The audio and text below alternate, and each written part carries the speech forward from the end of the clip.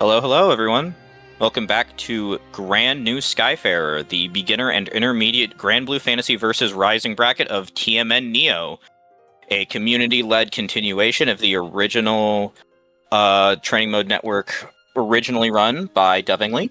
My name is Nexon, and I am the game lead for our GBVSR community, taken over after our previous lead, Aaron Curry, stepped down. With me on commentary tonight is Just Mizuno. Hello, it is I, Just Mizuno. Happy to be back on the mic after a couple weeks' absence. Yeah, no, it's I don't think we've been on comms together either, so it'll be a nice experience. And yeah, at the moment, this looks like a pretty good bracket to me. A lot of returning people who haven't been in a TMN bracket for quite a while coming around, so it's nice to see. It's nice to see some familiar faces as well as people who have been here for a while already. I'm excited to see that. Yeah, we got a good mix of old and new here, and a lot of big names coming in to take either their first or second win. A lot of people been practicing. A lot of people been kind of off the grind for a while, but returning for another one. So it's nice to see some returning faces as we're gonna get right into our first match here with T1G37 up against Azumu. Yep. I don't remember off the top of my head who T1 played. I think it was Beatrix and... Nope, Vayne. Yeah, no, T1 is, I believe, the Vayne in bracket right now. Azumu, I think it's their name Charlotta, before. right? I feel pretty confident about Charlotta, unless that's been changed recently. In my head, they're a Lancelot player, but I'm not sure, so I guess we'll have to see who's right here. I've been wrong for plenty of times about this before, as we do see a Lancelot up on the screen. Okay, I guess I am wrong. I could have sworn it was Charlotta, but oh well. These things happen to the best of us. Yeah, I too have looked at Lancelot and confused him for a 3-foot potato. That does just tend to happen. Okay. So yeah, I guess players are already here, so we don't have to waffle about for much longer. Let's just get right into it as soon as we can. Yeah, let's get into it and start swinging. So in this matchup, I'd imagine Lance, probably with his kind of advanced neutral control, should be pretty favored into Vayne, but we'll see if T1G here is able to stonewall the approach. The thing is, he's got a very linear approach, right? That kind of just runs straight into Vayne shield, I feel. The Gorilla Blade, the projectile. They're right there. That makes sense, and off the bat, T1G taking their space, setting their shield. Don't do that! Really? Yeah. Okay. If you don't want to do those, Vayne's gonna blow you up for that, and unfortunately, we don't pass the reaction check. It feels scrambling to get things off, but that's kind of what we were looking for there, getting past the arc destruction and going in for our pressure here. Already lost 60% health. We can still try to make a comeback here if we just don't get hit. Mix in the corner. That's, I believe, a patch or two ago was when that was added. So still might not be familiar with that one. Go here. Blocked. Zuma going in for pressure. No call out on the jump there, but good back throw into the corner. Health totals were equalized. Somehow I missed that, and we get unchecked. Yeah, back throw incident, and if it worked once, it'll probably work again. So T1G clutching it out, getting that first round here after a bit of a scramble in the corner. Get round two. We have to stop doing that. No, don't like those Delta Leaps coming out from Azumu. That combo didn't even finish, and that's like almost half of Lance's health. Just raw doing this in neutral, like you said, really not a good idea against a character. Any character, but especially one with the most damaging 2H combos in the game. And unfortunately, we jump again. Azumu. Thankfully for Azumu, it's only a short combo there, but now with this space created, you have to risk going in again. What the? What was that? Okay, I guess. Sure, man. Hey, if it works, it works. Sometimes we gotta freestyle things a bit, and it's really good for Azumu. We're gonna get this knockdown here, go in for a safe jump and get another hit. Can we kill off of this? Drop the combo. Swing into the 5U, but no counter it. Ooh, good recognition on the clash there. go. Nice press on the scramble, figuring out what was going on there. Taking us to a third round here. Open it up with a slobber knocker, and good Catches match the by roll. T1G, though, to get us started. Set up the corner. Vayne's not the scariest character here, but you definitely just kind of have to chill for a bit. Over the 2H. Doesn't get hit on the way down. That's really, really good. Now you've got the corner, and you didn't lose half your health for your first hit this time. Yeah. Lancelot, with that wall jump, kind of able to sneak around the 2H there and put Vayne exactly where he wants. Could wait on the 5U, but no whiff punish.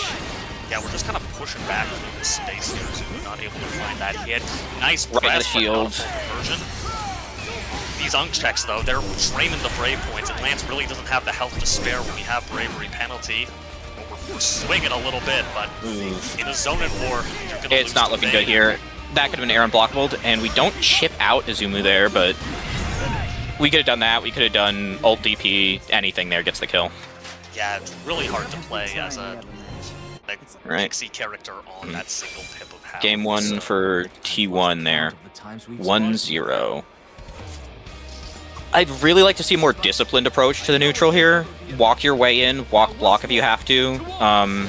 If that shield goes down, you can bully your way in, and if T1 wants to try to reset it, that's kind of going to be your opportunity to push in, or before it gets set up.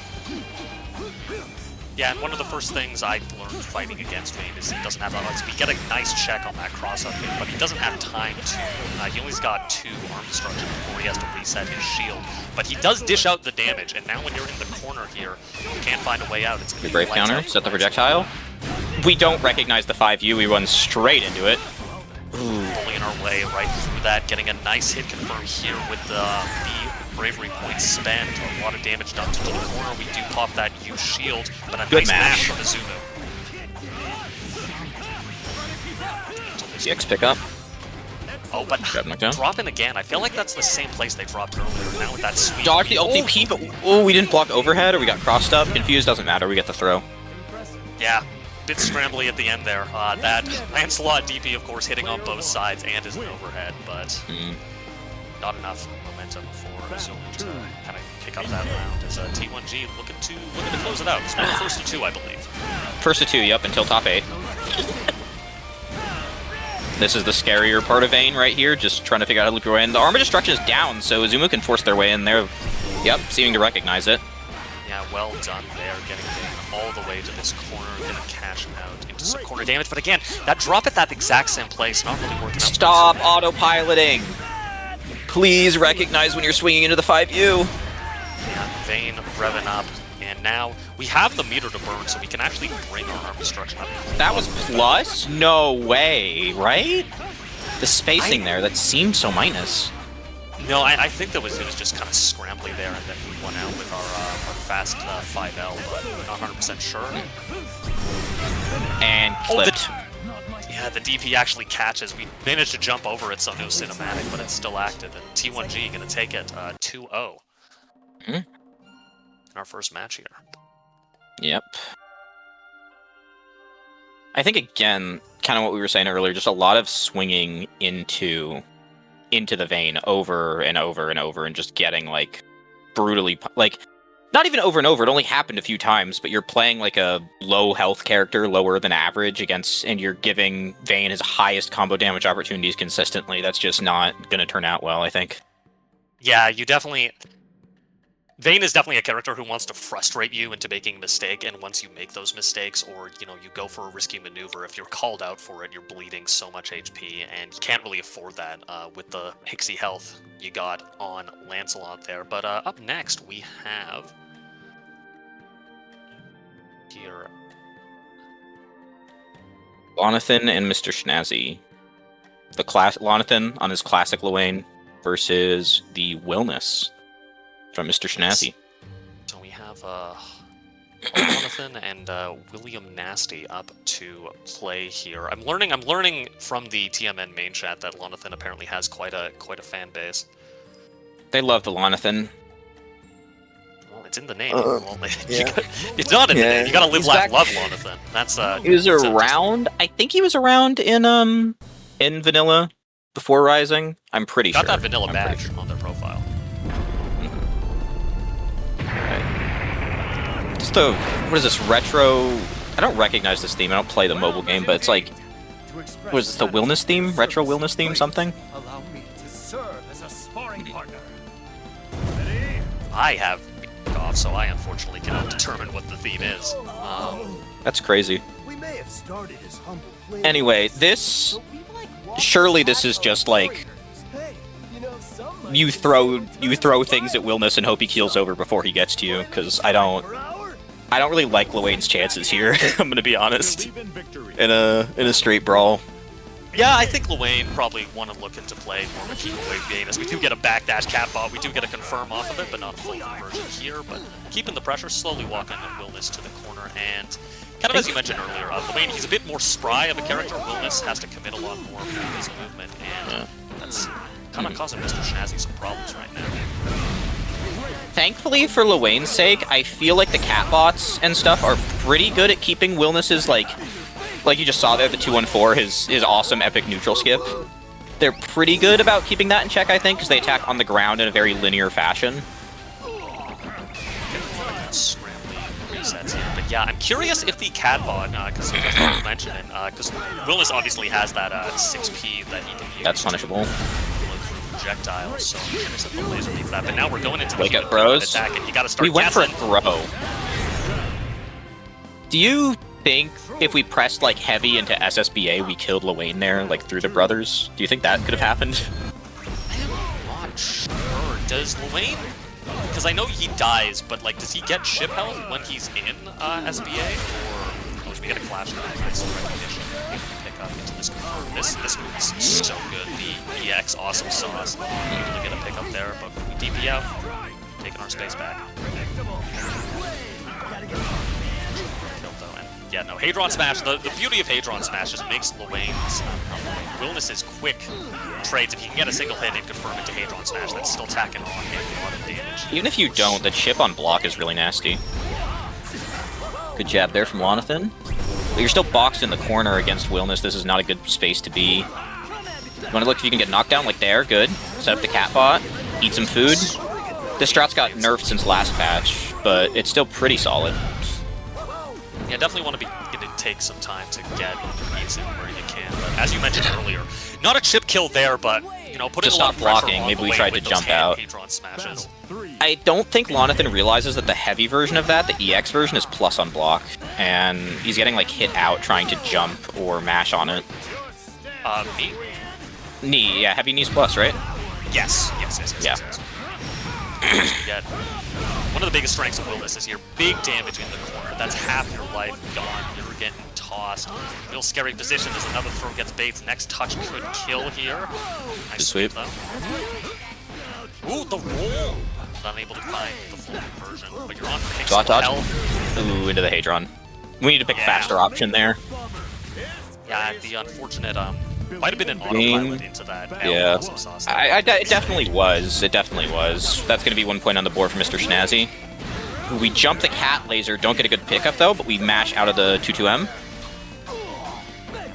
Jail Willness in this corner here. Catbot Light finds his mark, so we can cash into some damage here and get our brother set up. Go low. Good pickup. We don't have the cooldown from the awesome sauce, but we do get this pickup. This should just lead into kill.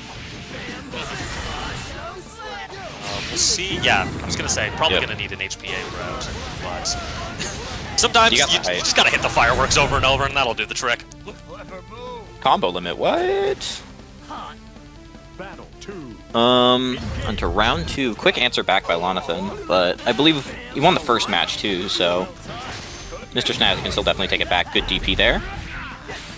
Whiff punish on the kick. Stop the offense from going, but these lows catch it well, catch it mash him as well. And Willness, of course, a character with a 7-frame jab, so without his DP, not the best at just mashing through those scrambles there. But Ooh, obviously good scary spacing when with a it does. sweep there.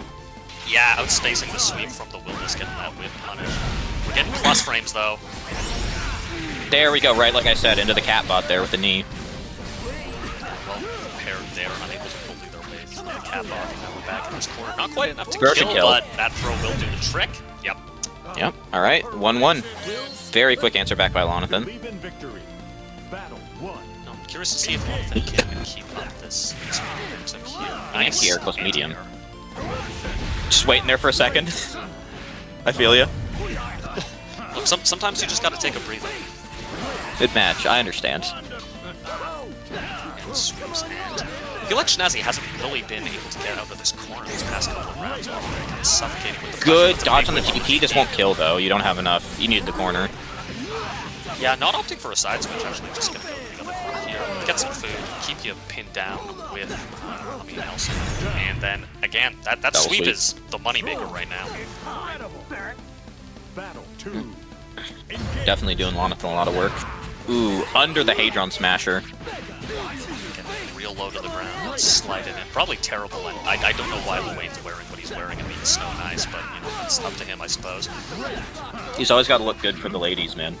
I don't look good for the ladies. The pressure's Punish on the definitely DP, good, but we no punish on whiffed the far heavy. Yeah, we're a little too far away. That should have been punishable. No pickup though. We're slowly making our way back, getting a lot of space here, but again, that sweep, doing a lot of work. Lonathan's had a better sense, I think, of the spacing in this matchup. Getting a lot of whiffs. Thought dodge? Getting big, Yeah, but that's no press. blocked. I wonder, could you route into SSBA there? Because I think that'd be the only way you could kill. You can't route. Nothing combos into SSBA. Oh, finish off the DP. But yeah, nothing combos into SSBA. You just have to do it, unless you mean standard SBA. Yeah, I meant SBA. SSBA being, of course, Iggy, which not the greatest there, but no, well played by Lonathan, able to come back after, you know, stall the momentum that Snazzy was experiencing after that first round. Mm-hmm. 2-1 Lonathan. All right, and we will say next up for our stream games will be Lilipe and Mech Warrior.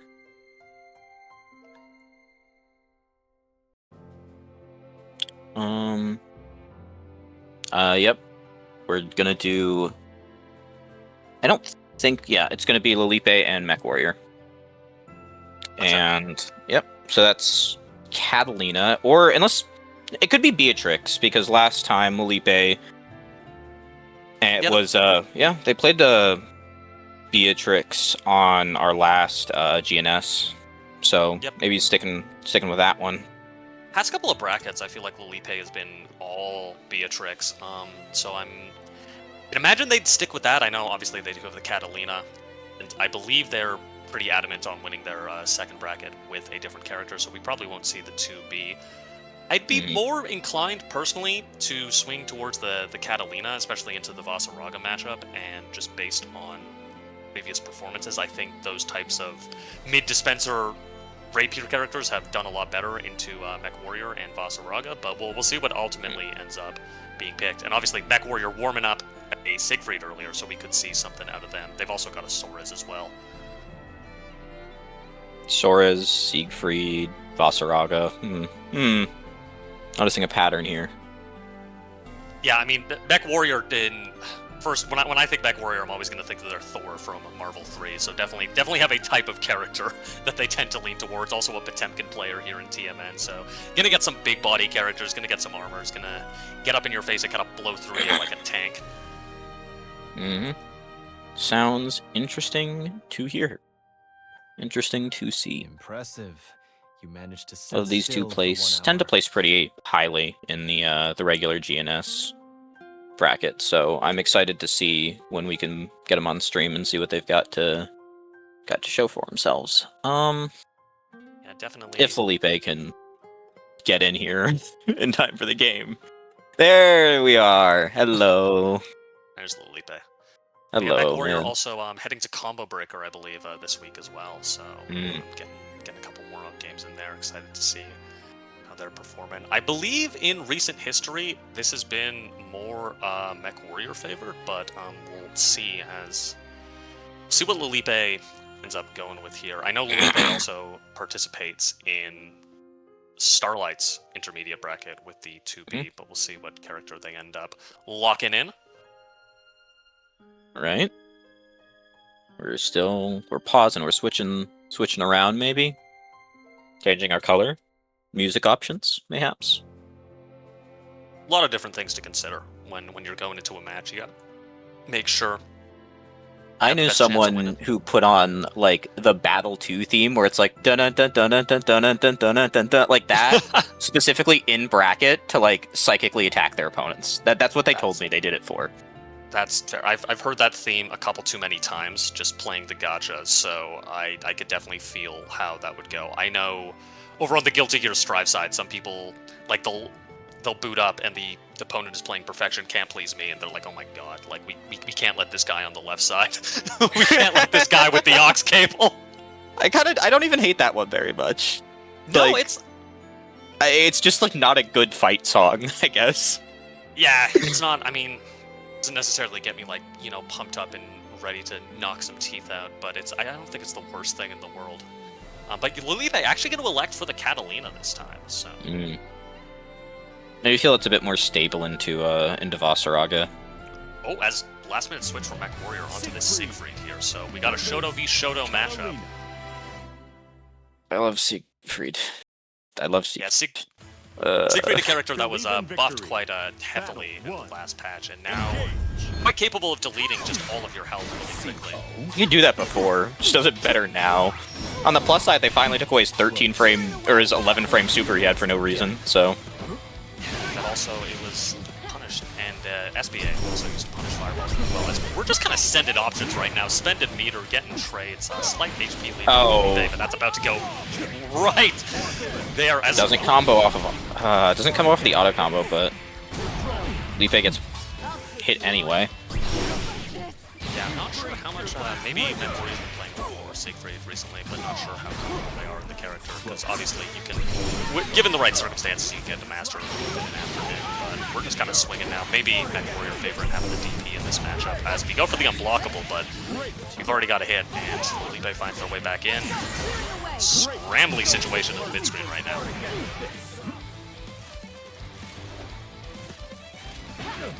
Finding that hit, but not a full conversion. We do have meter available. Next touch will do it for either player, as MechWarrior barely hangs on to the trade. That higher health pool from Siegfried coming in clutch.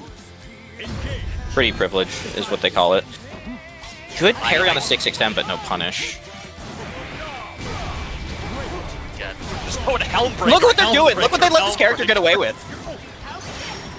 Yeah. Lipe's got a pretty bad habit of spot dodging often and regularly. On the plus side, that might help get around the unblockable attempts from MechWarrior, but I feel it also can just get you caught counter hit.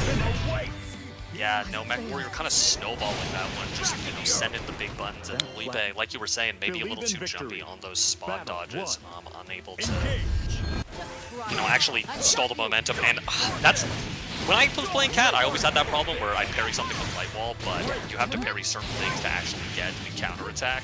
The recovery is too quick on MechWarrior. Great start. 6-6-8, whoosh across the screen. A nice spot dodge there coming out from Lipe. Unfortunately, not able to get the full conversion. Was doing the route correctly. Good counter hit pickup. Counter hit. Lipe, I think, kind of as a symptom of all the time too. Their routing can be a little strange at times. I think there was. It's a lot of close lights pickups in the corner. You have to do that on 2B because you don't have time for the heavies, but on Cat, it's like you're missing out on a lot of damage by not routing into close heavies when you can. Yeah, adding a bunch of extra skill. We're not in the worst position right now. We do have a lot of meter to our name. Nice spot dodges coming out. We had a lot of meter to our name, correction. Yeah, look, sometimes that cash goes fast. It's looking like me at the casino, but thankfully for MechWarrior, they're able to hold on and take us to what could be the round-winning win here. MechWarrior. The DPs have been getting a lot of value. I feel like although Lilipe's reversal attempts have been called out by MechWarrior's able to sneak in a lot of these DPs, get zoned out. We have great positioning. This is where Siegfried can really make magic happen, is in the corner. That's So punishable. minus. Damage here. We are gonna build yeah, combo limit. No. Oh no! They added a no, screen freeze to that. That's super demonic. Yeah. Well Very played quick by MechWarrior there. 2-0 to MechWarrior. putting that blade behind his back, tanking through everything, and hitting you with a big 4,000 damage swing. Probably 4,000 plus damage there after those 2 boosts from the... Wish I knew the actual name. I would sound a lot more professional. But the dragon install, as it were. Oh my god. Right. Anyhow, up next we have Adal, one of the resident Viras here, and who ended up taking the... It was Angry Cheese. So we've got Angry Cheese coming up next.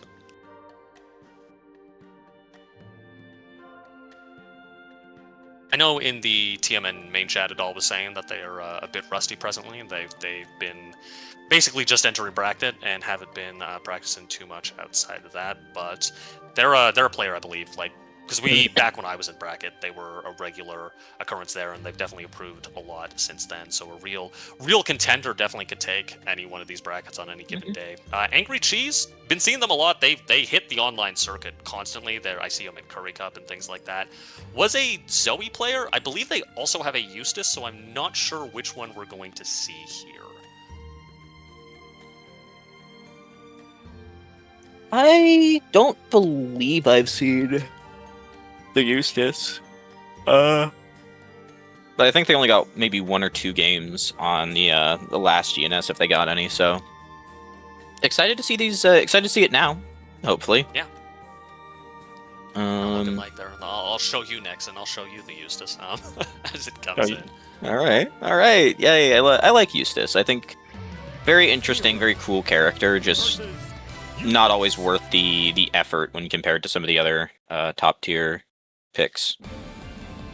Yes, I think at a skill floor, just a basic game plan, especially if you're just leading to his projectiles and zoning, he's pretty straightforward, but the hits you need to be able to convert, especially in the mid-screen, to fully take advantage of this character, I think can be a little daunting, just needing to remember so many different routes. But I do probably think Eustace is better in this matchup than the Zoe would be, just because of, blue grenade and things like that. Character with projectiles against the Vera. How'd that? Ooh, wow. Best round start option in the game, also. Definitely one of the strong. Fight that, shoved into the corner. And Angry Cheese is looking a little apprehensive. Adel taking advantage of that. We're spending BP back and forth, but hasn't got it out of this corner, and then we press something, I think, to get counter hit there. Jumping heavy. We landed on the Lumi, unfortunately. And then there's the unblockable setup. Yep. Already had burned through all of our BP, so not even the chance to RS back. And quick one for Adal there. Let's see how Angry Cheese adapts. Round start DP. All right. Good snag on the jump. Nice call out there. We got the H-Rat race on us, but we're not able to find a thing. I think, like you were saying earlier, perhaps playing a bit too apprehensive, just letting the doll get with a little too much away. Backing ourselves into the corner after that advantage we already got, especially. Yeah, good spot dodge on the stun. But again, we're spending a lot of time backdashing, and we're not exactly able to take space as we're back this East Coast corner. Now fighting our ways out. Blue grenade, everyone's favorite uses button. I like the theory on the... Like, again, it's just apprehensiveness. We get the hit there with the blue grenade, but instead of pressing advantage, we walk ourselves back in the corner. I don't know if we're afraid of a DP or button, but it's like... It's just... We get advantage, and we secure resources from our opponent, and then we just don't follow up on it. Unblockable again? Nope. Just straight to the throw. And looking low, getting that counter hit now. We're slowly chipping away, and like I think you were saying, a bit too much apprehension we're allowing for the run up button there. But maybe maybe a bit apprehensive because their jump out attempts have not been the most rewarding. They've been getting caught by the lead come down. Trade with the 6XM. It's a EX ball is so good, win that trade anyway.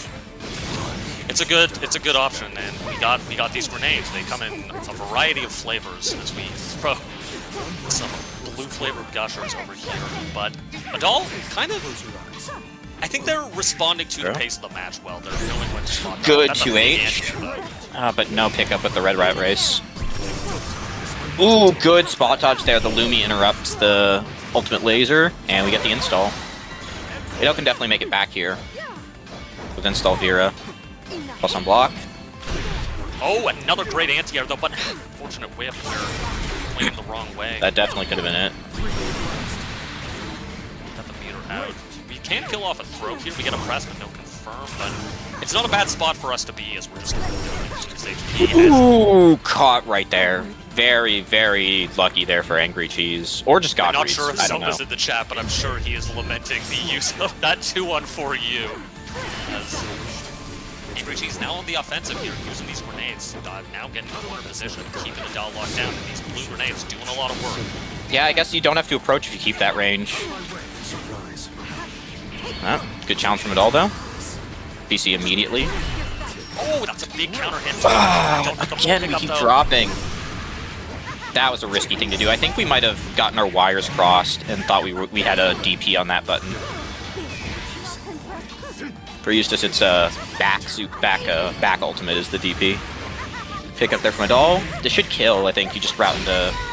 Wait, no, this move does no damage. Oh, yeah. Oh, okay. But we tried to punish the DP with the DP. Yeah, a little too scrambly there. If we had identified a bit sooner and hit the H, could have been a big punish, but. Balls, no air unblockable. I think Angry Cheese looking a lot more now, not giving up as much space. Even just like just using blue grenade more, you know? Yeah. It's unfortunately taken us losing the first game and getting to round 3 of the second, though. Not sure if that's sustainable is the tragic thing. Yeah, especially if we're not. A lot of these. You're giving your opponent more opportunities. They have more chances to deal the big damage, especially in the zoning matchups like this. Yeah, we're back in this corner. These throws doing a lot of work for a doll. There's another one. Catch on the roll through though. Ooh, beats the Brave counter. Yeah, unfortunately another single hit light that we weren't able to further. That thankfully goes unpunished, but that was ultra negative. Yeah, that's I think 8 at least. So just a frame off there probably on the side of the doll. Yep, Can be and- finished nicely okay. done by Angry Cheese. There we go. Get the good pickup there. 1-1, bringing it back. While I have your attention, let me ask you something. Yeah, Eustace is an interesting one because I think his suite of use skills are all pretty good. Like I think They're the great. like, Yeah, they're great. 2-on-4. The DP's kind of ass, but like. Yeah, but it is a reversal, right? And you do Yeah. take those when you can't get, and at the very least, it is better than Yowlins. But the rest of them, you know, great projectiles, great for blocking the screen down, and with you Rat Race, you can really put the pressure on the opponent in the corner.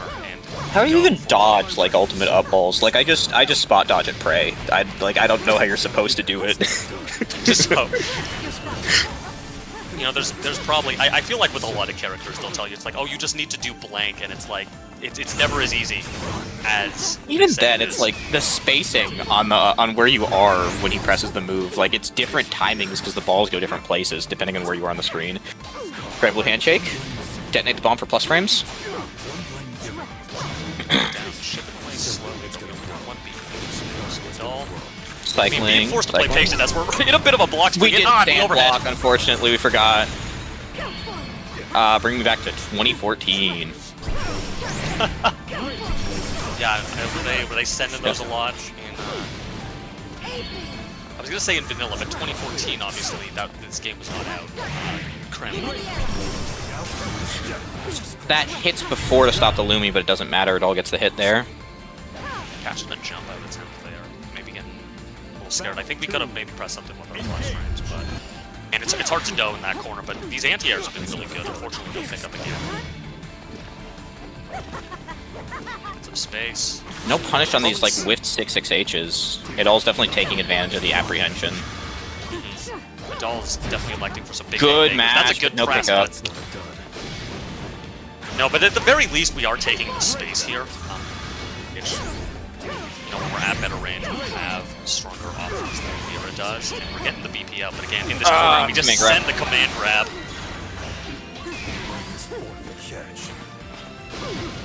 Vera in install, I don't think is much worse than regular Vera, but like, it's enough. The full screen laser, the combo off normal hit there, increased damage routes. This is probably going to be it. You just round a... No! We dropped it. But now we get chipped down. Yeah, just have to send basically anything here. Oh, catching the founder. But yeah, And you have to the be so MVP, worried yeah. about the DP on your opponent's wake up. It's going to be 2-1 Adol. Enrichi's had a good second round there, some solid adaptations, but Adol adapted back, and we never got rid of the initial fears about just about pressing on Adol, about giving up our own advantage, and Adol took advantage of that one. Yeah, it was kind of a battle, as you were saying. Adapting, two could adapt quicker, and we, tug of war, but ultimately it all is able to clutch up, figure things out, and, cash in on what they were figuring out in the first round.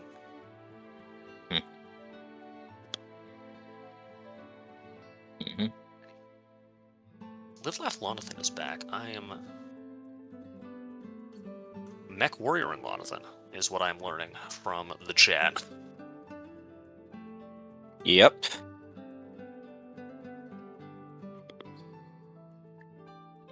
After this, we're gonna... And this is the start of... I believe this will be our first to threes for this. So we're gonna have an interesting situation here. Our losers bracket is running a bit behind, it seems. So we're going to probably run... yeah, we're gonna run our winner semis up here for first to three. So that's going to be first to three for Live Lathonath and Mech Warrior, as well as None Twin versus Adol. And then we'll go down to losers round 3. And then those sets, we'll have we'll go back to first to 2 for another set or 2. And then back to... Or is that also top 8? Nope, that's top 8 also. I think we're just in top 3, actually. Or we're just in first to 3 now, actually, for top 8. Yes, everything's first to 3. Yes, yes. Yep. Okay.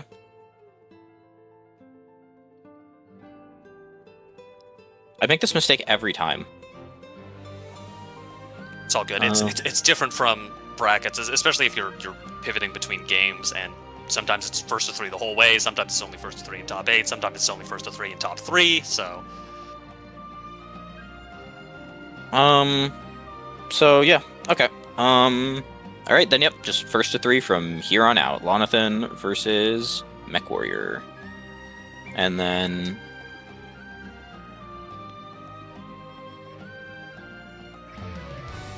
And we are seeing the Vasaraga for this one. I'm not sure how much experience these two have with each other's characters. Definitely not the most popular characters in the world on either side. And definitely a lot of knowledge checks as we actually roll right out of the corner. We get our Soul Forge up. So even though we're eating the hit here, it's not the worst thing in the world. Okay, we're already just doing some Luane stuff. Anti-air with the brother. With a throw in the corner. However, we can find the hit. When in doubt, turn blue, as is the Vasaraga mantra. But we're turning blue on the other side with left one. Taking us right to the corner and able to jump over that command grab and finish off the first round. Battle 2. Engage. So, I'm curious because Luane obviously has a lot more multi-hits than the average character, but to get his multi-hits, he has to get into a range that you really don't want to be in against Vas when you're at that rank, as now we're just kind of charging almost getting these plus for this. Good spot dodge on the 6XL and throw. Just parry there, catching the Hell's thing. And again, those multi-hits coming in clutch there as we blow right through the attempted Soul Forge. Mech Warrior is able to bring it back with an EX command grab, but that's going to be something he has to adjust for going forward.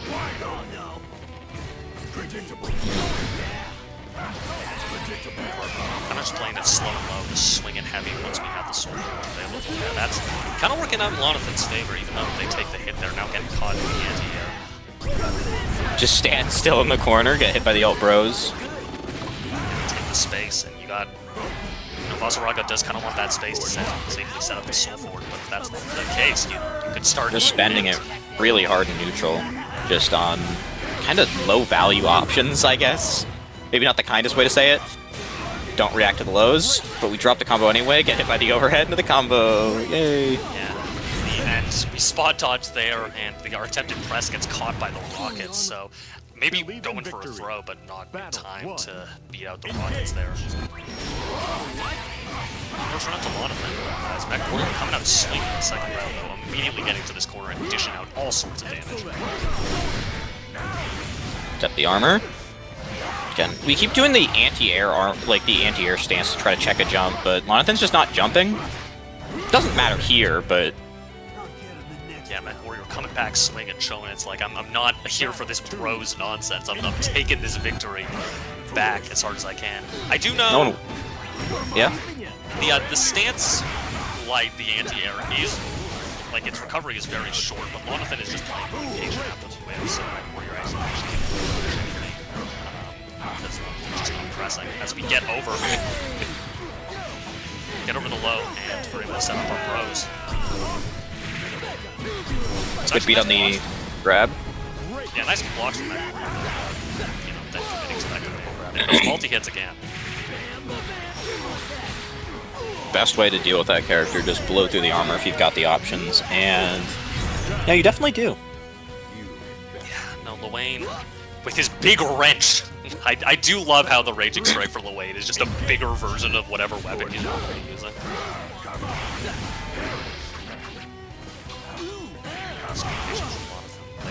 And not getting really tripped up, because I know something MechWarrior was really good at when I was playing the regular brackets was catching me on attempted jump-ins and blowing through them with the armor, but Lonathan not really putting themselves in a position. Lonathan's just showing a lot of patience and then making these very, very calculated challenges, which is an odd thing to say for Luane, but like, he kind of is, just in dealing with Vasaraga's. Yeah, MechWarrior's trying a lot of things on defense. Armor, command grab, projectile.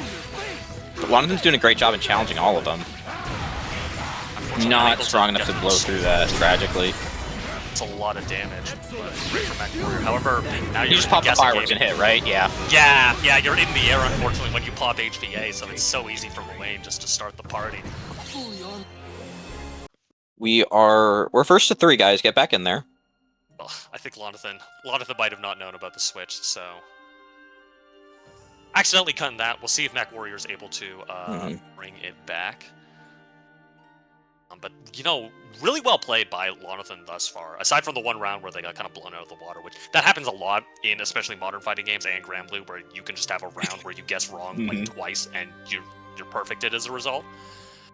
But the patience they've been displaying and the playing around the Soul Force has been really good. They're looking like their matchup experience is really good here. And I guess as a vanilla player, it probably would be, because Voss was Believe in victory. probably, someone you've had to deal with a lot longer than everyone else if you've been playing since. He was like a bit of a different character, but overall he functioned kind of the same. Nice jump up. Combo able to set up the bros. Actually just going for a meaty and it's ended up working out. Catbots are in. Good spot dodge on the BC, wow. Instant overhead? No combo, though, because you don't have enough combo. Alright, we set the bros. I think this is just a game over situation. Yeah, it's so hard to deal, especially with that HP, with an entire human pyramid attack, because even Luane could even just opt for chip damage there, and then put you in a 50-50 at the end. That's a nice tackle to start things off, and the armor is paying dividend this time. But nice jump in, good spacing from Luane there to catch the Soul Food, and then the Catbot keeping you safe. Bro here. Good roll from MechWarrior out of the corner, but you've lost over half your health. It's going to be a uphill struggle to make it back. Luane plays so well if he gets like a resource advantage on you. Very hard to overcome, because he can just do this, and the interaction point is over, basically. You kind of just have to let him do stuff. Yeah, he certainly is doing stuff with this HPA. Not going to finish into the end, but still pretty good position to be in. And getting pressured in the corner. Unblockable? Yep. And we actually are going to build enough meter for SSBA here, but there's a drop. Bit scrambly, but works out for MechWarrior in the end. First round on the board. It's going to be a big step in trying to make this back. We've still got a... I'm just talking about nonsense. It's a great combo company for Mech Warrior, but at the start, like, Luane, like, I thought he was, like, cleaning his ears, but no, his ears are on the top of his head, so he's just playing with, like, the sides of his hair, so I don't know why his finger is there. That's not what your ears are. He's waggling his arms at you, bro. He's like, he's doing something. He certainly is doing something. He just set his 2 bros on fire. Thankfully, Mech Warrior getting a pretty big DP advantage here, but... Throw baited? Oh my... Let's go! Soulforge on the 6-6H cross-up, but not much of a pickup, unfortunately. Yeah, unfortunately, Boss ended up turning the nice, unable to fully convert here, but scary position to be. But we got those bros, we got the space, and now almost at HP advantage in spite of it all. Ooh, that's bad. You can... Oh, we don't confirm it a tackle! That could have been it. That could have been it. Yeah, we'll see. And then ult Nice command grab, patience. good. Yeah, not going for the BC there. I definitely would have, and I would have lost. Mech Warrior on the board, 2-1, finally. Taking some games here. Yeah, able to kind of play their game a little more. A lot of it wasn't able to just run their corner offense and slow things down as much as they had in past rounds. Although we did get a good round with the HPA as we're so plus there, and the press means Mech Warrior. He gets the big hit there. Set up. Soulforge. No Soulforge. We just whiff the heavy normal, but ult command grab. Soulforge here. Yep.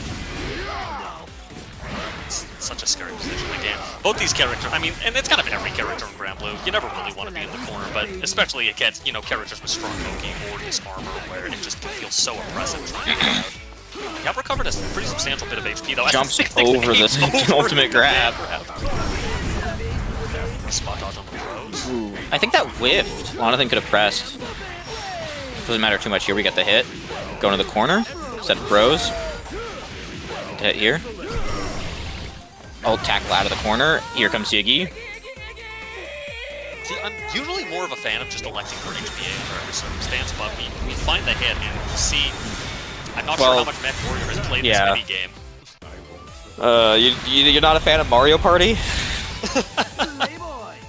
I just think you can do a lot of what he does with HPA. Oh, you can, but like Yiggy's funnier. That is true. That is true, and you know, he doesn't love a giant. You're playing Luane, and you're like, I'm the lamest Luane player is the one who's like, I'm picking this character because of his meta performance. Like, come on, man, you're missing the point. I think. No, it is unfortunate this character ended up being really good because at the start of this game's lifespan, I was very tempted to play him just because he's just dudes rock the character. Like that's his entire thing. I'm getting a pickup here though. 7 up here. This next setup probably gonna be it. Ooh, though we land the hit here. Now pickup though, and Stutter. we're going for the SSBA. All right, win the mini game. Win the mini game, Mech Warrior. And ship is such a factor here. And The net play special. Yeah. 3-1 for Live Laugh Lonathan. 2 big wins coming in with Yiggy there.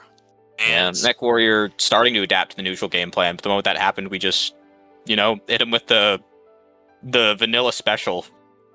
Yeah, I do remember. Mario Party in 8 frames of delay.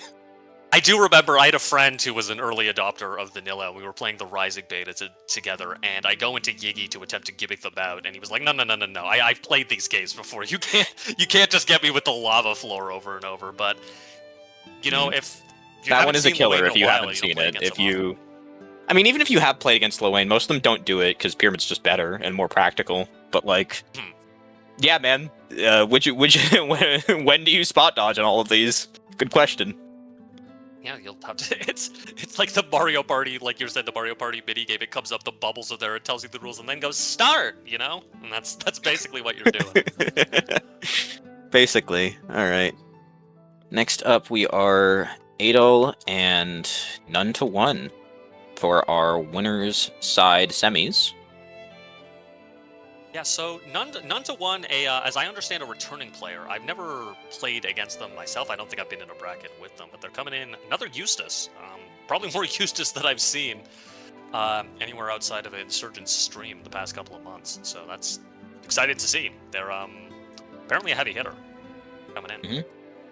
Yep.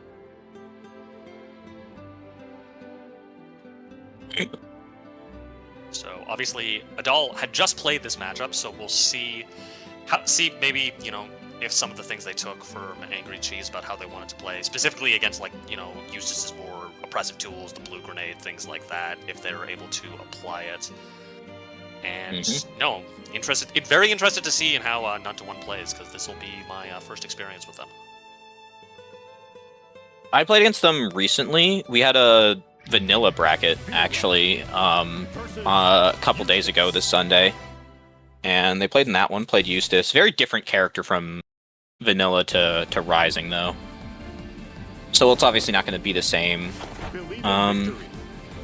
I liked a lot more their... From what I remember, they had pretty solid rushdown and zoning stuff, so maybe the other Eustace in our bracket can learn something from this, hopefully. As we do start with, like you were saying, the best round start of the game, sending out those auto balls, and... Just do it every time, man. The best options in the game, most of them just trade poorly with it. We are able to slide past the Luffy, but Dull does get over. We set up the Rat Race, a nice little TK there, and... you see, this is the coolest thing about Eustace, is the conversions you get. This character's so awesome, dude. Like, this character's actually so cool. 2H, we slide in, get that pickup. DP in the corner. Pick in the super, yep. They should kill, I think. Or it might not, because Eustace... No, it will. I'm not used even to, like, get the full cinematic as he Eustace goes in there is... with his... Yeah, I'm used to vanilla, where his super is really, like, dookie. Scales horribly, doesn't do any damage. The animation is very similar to, like, Chris Redfield's from Marvel 3, where if you're hitting it under most circumstances where you hit it, he does a shotgun shot that just completely whiffs in the combo, which I've always thought was funny.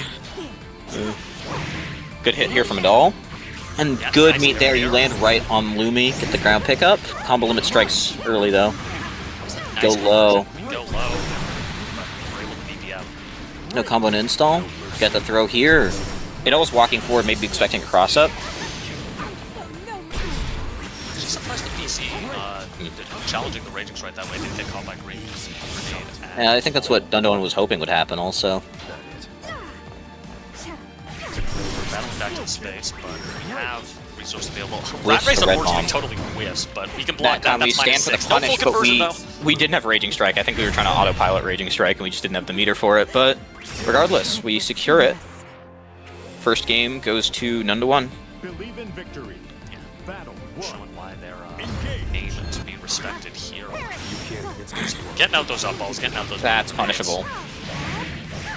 Adal gets a nice pickup. Nice 2H though. Jumping on Eustace, but we hit the button the second time, so no good pickup. Unlike this time. Yeah, these combos are so, like, cool looking. Well, Red, I believe, is minus, so could have maybe got moves there, so at least get the BC out on the one side as we go back into this game. I don't know if it's punishable, but it is definitely minus. Eustace's turn is over. The back shots combo, let's go. Yeah, The bark shots, as we call them. Screen back hits combos, definitely one of the coolest things about the character. Just, as a player, I'm so bad at recognizing when you have the opportunity to do things like that with mid-screen. I'm like, I need one mid-screen combo and one corner combo, and any more than that, it's going to be a little too complex. We have spent all of our VP though, so scary position, but we're on And caught low. You know, Zoma can't be mad about that one. That one worked. it is a bad move until it works, and in which case it was a good. Yes, yes, exactly. TMN players are big fans of this one. I say with love in my heart, I love you all, yo-yo, etc., so on and so forth. Zoning. Hashtag zoning. Low tier god gaming. You're gonna learn today. I'm very disappointed to learn in that clip that the child he was playing would actually hear him. That's so sad, genuinely. Anyhow, we have a pretty substantial life. Aaron Get the blockable strap on the Lumi. This corner carry pretty great here, and putting themselves in the corner, unfortunately. Only one VP on this side. Thankfully not. Got our wires crossed there, I think. Stuffed out the 2-1-4U. Yeah, there's the bad And 2-1-4U. get it This is again. the good 2-1-4U though, but we get mashed on, and that's gonna be it. Yep. Round apiece in the second game.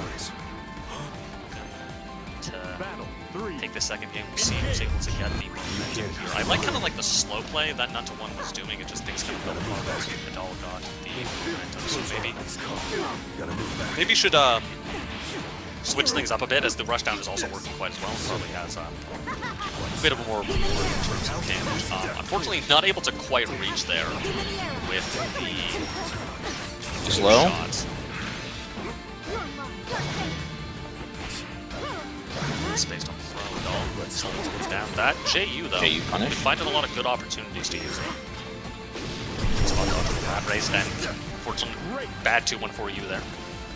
Does get It's caught. kind of what the matchup should feel a little more like for Vera.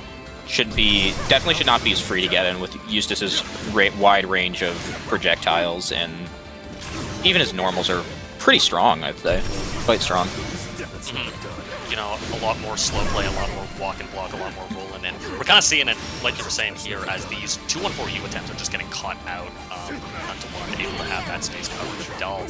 Now on deck door. Chipped out, yep. Point. Nice spot dodge. Unfortunately, I'm not sure what the frame advantage was there. The I light does think find negative. its way. I think no one was at an advantage there, and it's going to be 2-0. Taking a second to pause, it all's got to come up with something pretty quick to make this back.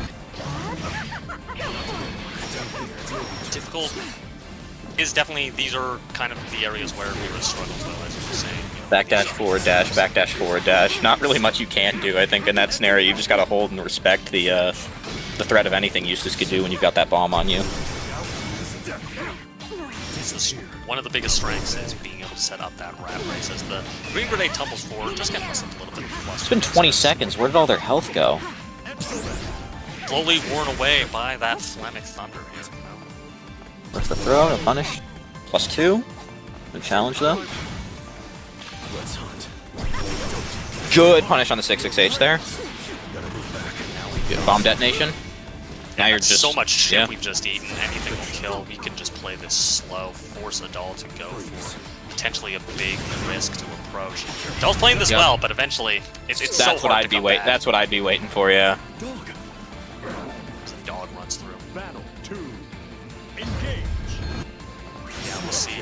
This could be the end of a doll's winter side life. If they're not able to find something, but 9-1, looking really good, very comfortable. Just Dust grenade. Trap in the corner. Good spot dodges. doll doing, you know, their best to make their way in. They're catching some good rolls and spot dodges, but the game plan has been working. Did you find a hit though? Coming to install, yep. I'm just curious. So, I'm of the opinion that you should go for the full combo there, as opposed to the install. But maybe they're hoping for the air dash additional. Because it's so easy, I think a lot of Vera players just take it. Because it's not just the air dash, it's the combo off of like 2-1-4s stuff. It's the better routing for like damaging combos in the corner off of DPs, it's better pickups. You can pick up off the XP here, yep. You couldn't do that without if you were that normal install, Vera. wouldn't have been able to get that conversion, so Yeah. perhaps the right choice. The problem, I think, with it doing that before was that you had to go into command grab or spend 100 meter, but now that 2-2U combos in, ever since they made that change, it's become quite easy to get an install, so it's like, just sacrifice a bit of damage, just get the stronger, just be a better character. You know? Yeah, I do kind of agree. I just think the corner positioning is so important in this game, so getting the better corner carry, yeah, I'm not a Vera player, but I'd personally have the opinion that it's better to confirm the 6 there. As speaking of confirms, not to 1. That Oh, doesn't that's a combo drop, limit though. drops, yep. Safe. Yeah. Just kind of scented the scramble, I think, trying to get a punish there with the Arcane, and with that follow-up, we are 3-0, I believe. 3-0. 9-1. Yowza. Everyone's just saying 6-7 in the chat. And now, with those, our losers round 3 is caught up. So, next up, we're going to be seeing Lilipe and Bread, I think, right? Or did I say... Nope, I said Snazzy and T1 first. I said Snazzy and T1 first. After that will be Lilipe and Bread. Okay, so 2 returners to the stream in Snazzy and T1. Oh, they're going straight into it, I guess. We're not waiting for stickers, we're just getting right in. Okay, I guess, fuck me, huh? Sorry, my bad, guys. The hype train has no brakes, as we got good old Vayne and Willness coming back in. I can't imagine this matchup is very fun for Willness, as usually his way to beat zoning is just kind of YOLO me, and we have the shield there to protect us from that, but we'll see ultimately how things Oh play out. no, life is harder for Willness. How will he manage? I mean, I can't really complain. I do not enjoy fighting this character at all. For me, what wisdom. Believe in victory. What wisdom, Vayne? One. Engage. Vayne. Two Doesn't dumbest watch characters in the game. I mean, they Intelligence-wise, are not both, gameplay-wise. pursuers of the culinary arts, but yes, in terms of lore, definitely not the brightest, sharpest tools in the shed. I do, as an aside from Granblue lore, there's this boss fight you do where a dragon you defeat warns you of the forecoming of the 6 dragons, and then you fight the 6 dragons later, and they just turn out to all be a bunch of massive cougars, Willness being among them, and having a hard time getting through the shields and archers. We get a good sweep there. Surely this doesn't turn the entire game on its head. No. We get the counter hit 2-1-4, and that leads into a pickup with 2H. I don't think I've seen that on, like, most... Like, you can probably do that on every character, but surely because Willness is so big, you can hit the 2H from a lot further out. Real tall gentleman, so I'm gonna ask him. He's so nice. So kind of him. Sweep into Hydron. This is a much more favorable position for Snazzy here. I call Willness nice at all. Like, just based on his gameplay alone, that's, you know, these are not the actions of a nice individual. You should just block correctly. True. As we work in, that sweep actually gets caught by the shield, so we are able to get the punish here, carry it all the way to the corner. Probably gonna elect to set up the Aegis here. Good Get past spot that. dodge there. Wow. I don't think that actually punished, but I think it definitely caught Snazzy off guard, and T1's going to take a quick game 1. Yeah, definitely one of those circumstances where you're expecting the BC to hit, so maybe you're holding forward to try to take your positioning advantage immediately, but because it whiffed, you're susceptible to getting decked in the face. As There we go, yeah, trying going to for throw that ourselves in, yeah. Similar problem to that Izumo is actually having in our first game against Lancelot, with just very linear approach options against Shield and Vayne 2-4. Strouts in a super here. No? Oh, actually, maybe a bit of an autopilot there. But no, something, of course, Willness does have over Lancelot is if he does hit you, it's gonna hurt a lot. 2. Engage. With punishing the sweep there. Yeah, we do get the punish there, but we do have to burn our arm destruction, so definitely a good opportunity for Mr. Snazzy to take space. And I really dislike that Willness can do that in the mid-screen. That's always been something that's irked me about the character, but, you know, well played by Snazzy to find that hit, get in, slowly block down. Team here. Sit behind the shield, yeah. But now we're 2-4. Now we've got to spend meter for it, yeah. Ooh, 6-6-H. Through the shield to challenge there. Good slow. By T1. Drops the sweep. Block down. That's plus. That's armor. And the catch-up BC attempt. T1G bringing us to a 3rd round here. Battle 3. Engage. No. Don't want to jump in vain. Never want to jump in vain. It's always bad. Just play the ground game. And it can be frustrating, especially with all these armor destructions. Nice roll. Interesting roll, yeah. You can challenge Willness doing there. He can't actually get 2 full dashes off for Oki. Getting unchecked again. To VC that. Flipped by the 2-4. Ooh, caught by the Nice. sweep though. Beats the Rekka. Or not the Rekka, the stabs. It's spiritually a Rekka, you know? You know, Rekkas are all spiritually willing to hit, so I do understand what you're saying. But we get caught in the Backdash backdash gets there. tagged. It's gonna be 2 points to T1. Believe in victory. Let's see if Mr. Snazzy can make a comeback here. We'll see. I mean, to be fair, as we're holding the block button walking forward, as we find our knee kick here, if there's any character I, bet on to make a comeback, it's the character who can delete your fight. Nary a thought. As Hey, what you look at that? Half health gone. He's so talented. caught. Slowly getting pushed out, but we get that big jump in. Don't. No, combo into the super, the 2-2. Still have T1 still got a chance to come back here. Ooh, catches out the ultimate lunge. Unfortunately unable to punish that gap in time. Destruction was down to G. On critical health, so definitely has to play a bit careful as they move their destruction there. And we're just sending it, and it ends up working out. Can't full confirm, and we don't have enough health to play around with there. As the sweep will find and send Mr. Schnazzy up Battle around. 2. Engage. Catches the 6XM there. Now we're back to playing slow, honest neutral. Unfortunate for Mr. Will Nasty. William Nasty definitely likes to be a bit more of that, a little bit of not challenging the, I guess there would be no reason if you didn't use to challenge there, but nice little destruction, stopping the knees. Maybe could have thrown out a knee there, but the shield wasn't quite up, but making our way slowly. And now the arm destruction's on cooldown again, getting a big hit. Plus frames. Overhead. We dropped the super pickup. I dropped that confirm bunch when I was playing Wellness, I get it. However, that 5H is a really good button, and we're able to beat up, putting a game on the board for Mr. Schnazzy. We'll see if they can keep this momentum going here.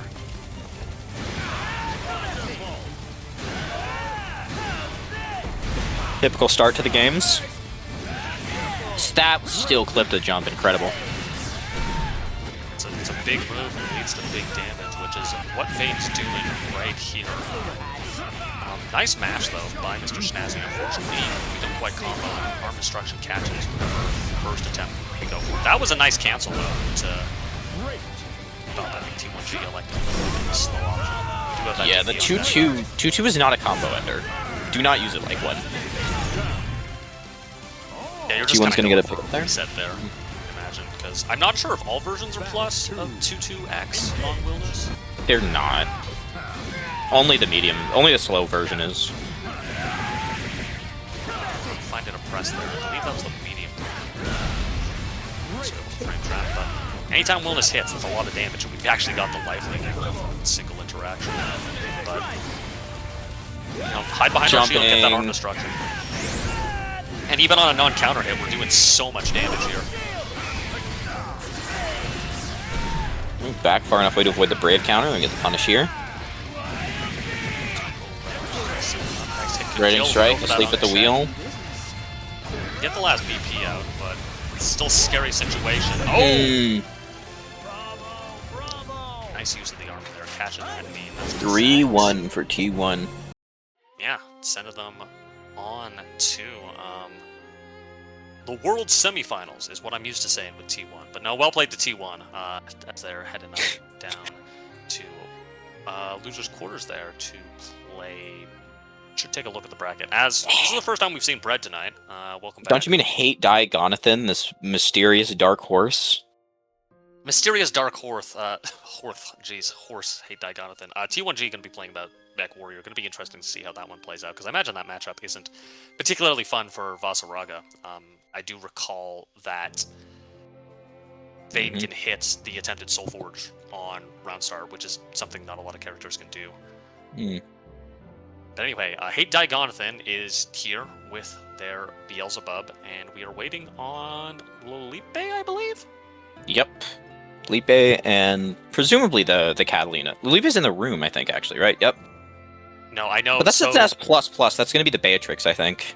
Yes. That would Brett be the has smarter lamented. pick. It's a better matchup for sure. And Brett also, if you're going to try to tilt someone out of the tournament, valid play. Do whatever you can to win. Yes, and Brett is a noted dissenter of this matchup. Not a fun matchup for Bubs by any means. You can slide under the fireballs with your riding free and things of that nature. These two have traded sets back and forth quite a bit. I believe Brett got the best of Lolipe in their last set, in the last tournament that was taken by Into Space. So we'll see, if Lolipe has any more tricks up their sleeve, and if they can match the tempo of what Brett is bringing to the table, or if Brett is able to kind of play their game, set those fireballs up, teleport Anthem, the classics. 7214H. Just whenever you're ready, guys, hit the sticker. players to get into the There we go. match here. So are you a Coliseum truther when it comes to stages? Are you like I only want to play on Coliseum, or are you I a did vanilla that. It's player because it's back on vanilla where that was the only stage you could play on if you wanted to have sub 4 frames of delay. I'm just curious if you're so sick of Coliseum as a result that you're like, you know what, I'll play. It's kind of grown on me actually. Like I play Coliseum Dusk, not base Coliseum, but like, it's neat. It's neat to have the little things on the ground to see where your spacing is. I remember when Crystal was talking about the reason they always pick the Port Breeze stage was because of the log, because the log gives you a good estimate of where you need to move to B+. Believe in victory. Battle. Anyway, getting Curious. Not quite heard that one. Okay, classic. 2-2 classic moment from both these characters.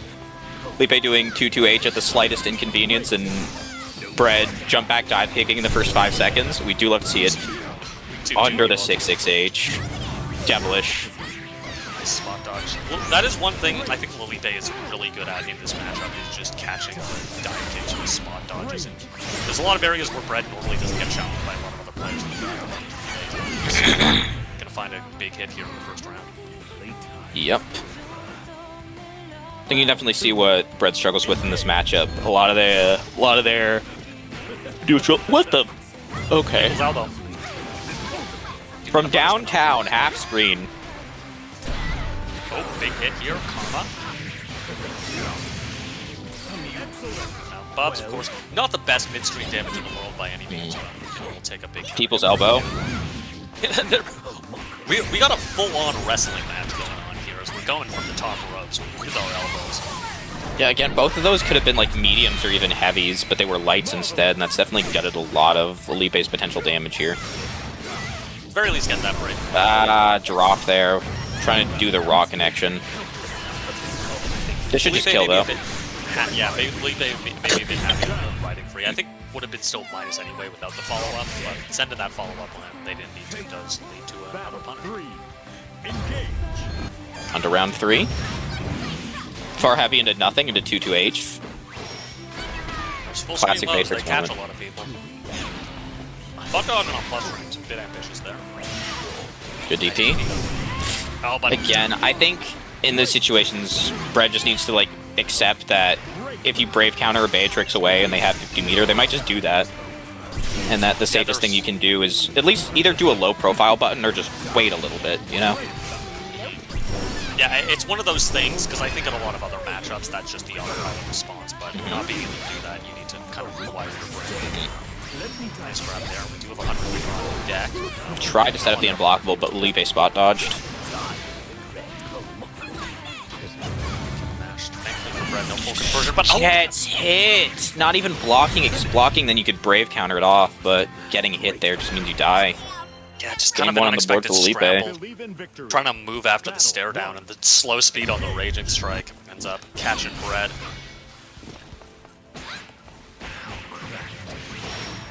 The pickup of the Thunderbird. And the Fireball. Yeah, Lipe going on the offense here. Getting this corner position, but the nice thing about Bubs, he can't teleport. Unfortunately, a lot of these spot dodge attempts from Bread get caught here. They wish they were like Felipe. You'll never be him. You'll never be him. Is this? Okay, you are low enough, but I was a little anxious because we got like a 214H counter hit and then went L super similar, and I was like, that's a lot of skill.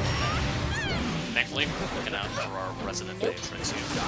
Felipe walking Bread. Good spot dodge on that far heavy, but I think both these players are just kind of spot dodging to spot dodge. I don't know if they're really thinking about if either of them are really thinking about if it's a good option to do. Trying to meaty the Fireball, but just too close. That was a nice spot dodge there. Plus frames, burning through that BP. Nope, just going for the throw. Classic back high, throw so- incident. Yeah, a bit too high on the people's elbow, so can't press there. As we're going to another round of 3.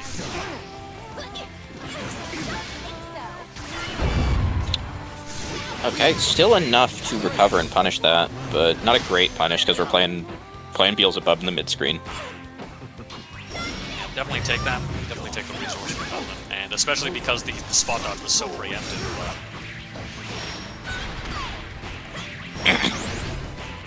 Doesn't like to go into the super. Not a lot of damage, but we are draining the resources.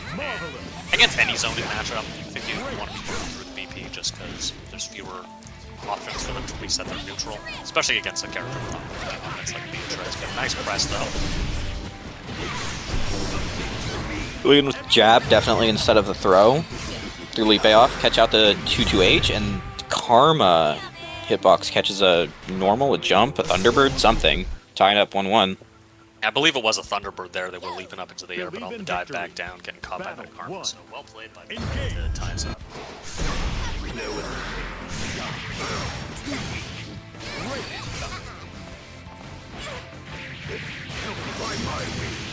Red does that a lot as a round start option, the run up 2H, and when it works, it looks really good.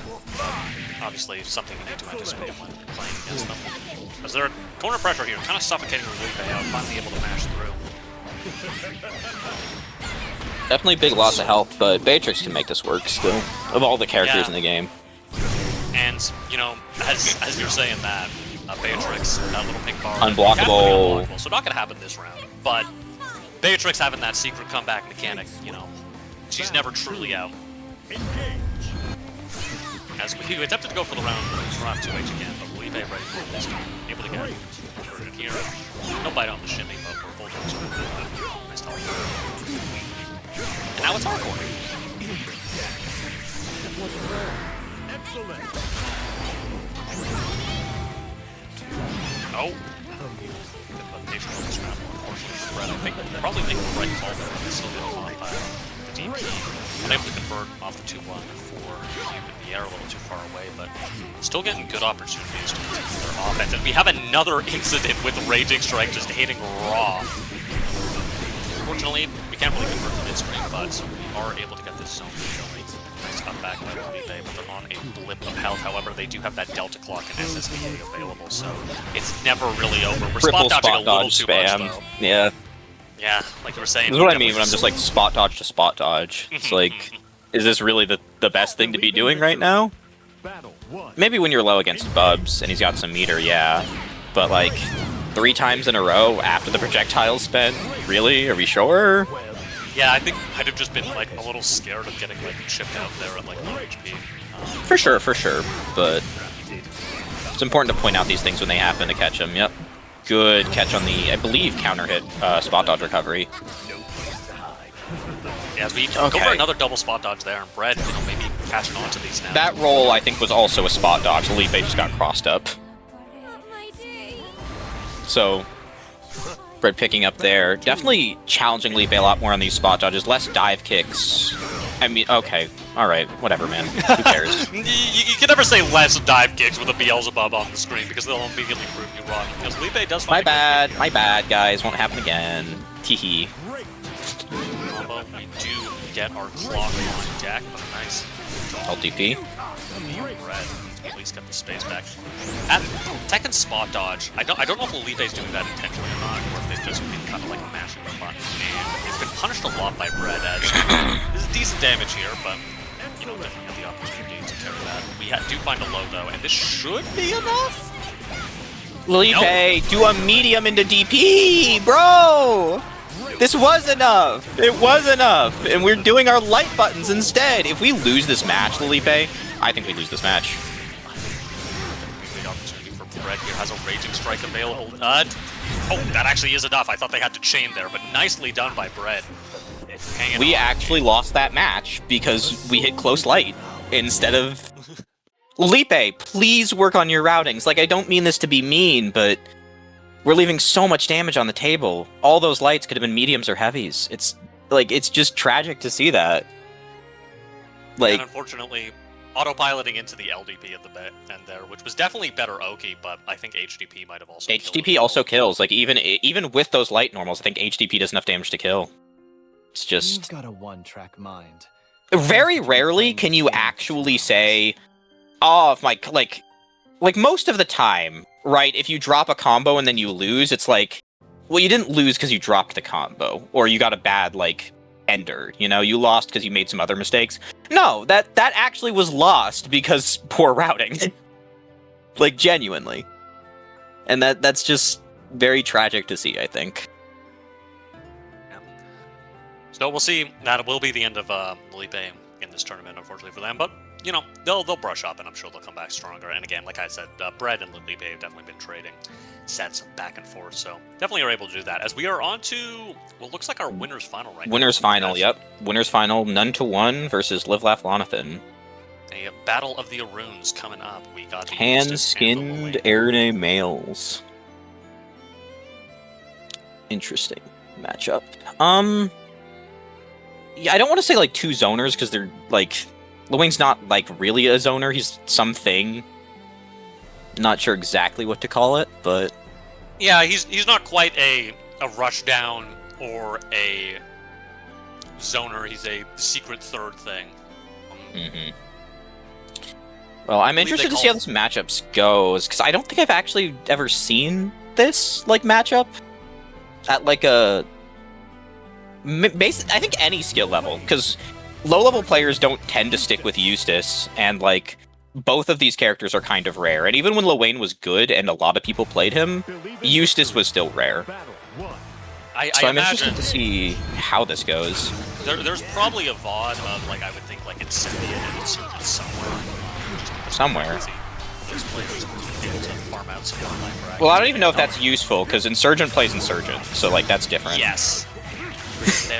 I believe their Twitch tag is Insurgent 623. Yeah. That's not the one looking good at the start here, but currently on the back foot. Let's find another hit, but handling Lonathan's at least in that opening interaction, handling the offense in the neutral, definitely a lot better than most of Lonathan's opponents this bracket. Except for right then. You still got a health lead, but now Lonathan's just charging food. You going to well, you still managed to maintain a health and meter lead. Lonathan, very, like, huge call-out on the JU. Well done there, completely confusing the situation. Oh! Not sure if that was just on my end, a bit of stuff there. And nice catch on the grab with throwing this. Trying to hit him with the Regale, I see how it is. They're just a little too far away. Definitely a good setup. I'm kind of surprised we didn't attempt to pop Diggy there, but I'm not a one-way player. I don't actually. That would have been the play, I think, because Yiggy can't die, unlike the bros, but maybe just didn't think about it in the moment. It was just like, oh, I want to preserve my meter, like my Yiggy for after I get another hit. Not also, sure. Point is, entirely... round's over. Irrelevant. Oh yeah, like it's entirely possible that like the thought process was just oh my god, to get away from me, because that's how it's usually going when I'm on Jim Helm, and you know I have the humble Eustace. Setting up missiles. Good catch on the sweep. Set nade. Toss there. Doing some work on these fireballs. Not to one. I feel like their understanding of the spacing of this matchup has been really good. You know, they're getting good whip punishes. They're calling out a lot of options. With the exception of those that, you know, you bro wheel catching out a couple of fireballs. I think they've been really good at taking all their punishes as we punish the 6-6 amp right off the rip. Just keep this lane peppered down with all these bullets. Just the far heavy, and we wake up with a solid mash. Catbot also mashing a little bit, carrying Eustace all the way to this corner. As we're stare down, that was a really long stare down, especially for Granblue. Nice shimmy there. Setting up our pros once again, getting those plus frames. Good blocks mostly coming up. That's punishable? Nope. That is punishable. We just didn't get it. Oh, assuming a button press there, but I don't think we were hitting anything. No, but again, too far away for the far heavy. Luwain's far heavy, certainly like a very short range, like with punishing tool from like around far medium range rather than a big let it rip move like Vera. And maybe not like maybe looking for the kill there or not like sure with the scaling on 6-0's out if they'd be able to do that. So no punish there, but good round from a lot of them. Regardless, we'll see if they can do some momentum. That's nice press.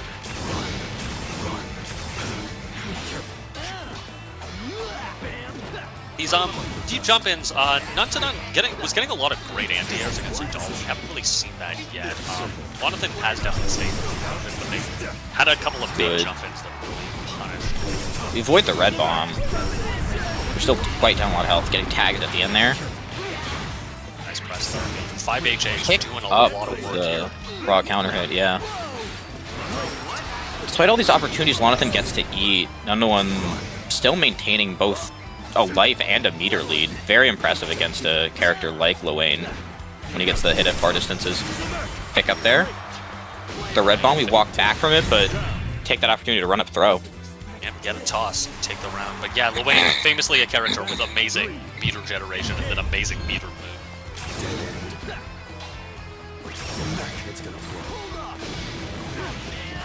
Go over the 2L, but Lonathan mashes and just takes it away anyway from Nundawan. Punish there. Back, get the toss, get the positioning. I think nice adaptation there, either waiting for the parry or Lonathan doesn't bite. Here comes the pyramid, I think for the first time this match. Yeah, just saying like, hey, let's get it. Guys, block low, block overhead, react to the low. Please. Please, I'm begging all of you. The overhead is the unreactable move in this case. Ooh, picked up from the airborne hit on the sweep, and Lonathan's going to take that round. Nicely done by Lonathan, tying this up. That's one apiece. Believe in victory. Battle 1. Engage. I'm not sure if it was Destin or a different individual making educational content, but because the conventional wisdom is you just autopilot the overhead and then you spot dodge to react to the low, but they were saying like it's more of a risk to try to spot dodge, so just block the low. From what I've heard, the general wisdom is just block the low, and you can like spam spot dodge to dodge like everything if the Luane is like stupid, but then you can get counter hit if he just delays it a little bit. Any of the follow-ups. And Lonathan basically always beating out Nundawan with the ult bro calls, just getting a good read for those timings, but it's not enough to make back the advantage Nundawan usually makes. Bros wake up to negate the nade mix-up. Yeah, I mean, Lonathan gets a hit here, but you kind of don't care because the health deficit's so big, and yeah, you can just fire lasers at him. Yeah, and they burn. Yeah, there's no risk of like blowing through your fireballs because they just used all their meter for the HBA. So, Battle 2. yeah, well played. Nundawan definitely playing the slow game really well here. Once they've got some space, even if uses Luane gets time to use. It's been working out. Circumstances. We're on the offense though, setting up our bros, setting up our bots. Good throw techs though coming out. Able to battle back through all that pressure. Got to punish that range. Punish at most ranges, frankly, but... yeah, this is definitely looking a lot more like a Lonathan around here. Good backdash on the Raging Strike attempt, or the BC Raging Strike. Go for the overhead pickup. Back shots combo. It's great. That's news to me. Because I see everything new from this character every time. It's really cool. He is definitely one of the characters with the highest depth in the game. Here comes the bros. Yep. You can just kind of get chipped out here. Yep, that's what you're saying. Like, it's risky to spot dodge. Because you can just get counter hit there. That's why I usually like to just tap low to block it. Was maybe at a risk of chip there, but obviously the chip you eat is going to be way less than the hit that we forced. Had a bit of life to work with, so... Don't brave counter this. Yep. Good recognition. I think most players would autopilot to BC, but Nundawan knew like Lonathan didn't have enough meter to actually follow up on that. So you just take the kill, yeah. I was definitely like, wait, no, I would have pressed BC there, but you're like, don't BC, because you're looking at the bar that I was not looking at, so not great recognition. I mean, I probably would have also, I might have also BC'd myself. I think the moment I did, I would have been like, wait a minute. Wait, Charge Laser beats Ultimate Bros? That? I've not seen that interaction. That's very surprising. Charge Laser beats a lot of, like, EX moves, but I guess it beat an ult move. Interesting. Yeah, I guess it is really, it's got very high level priority. It's like,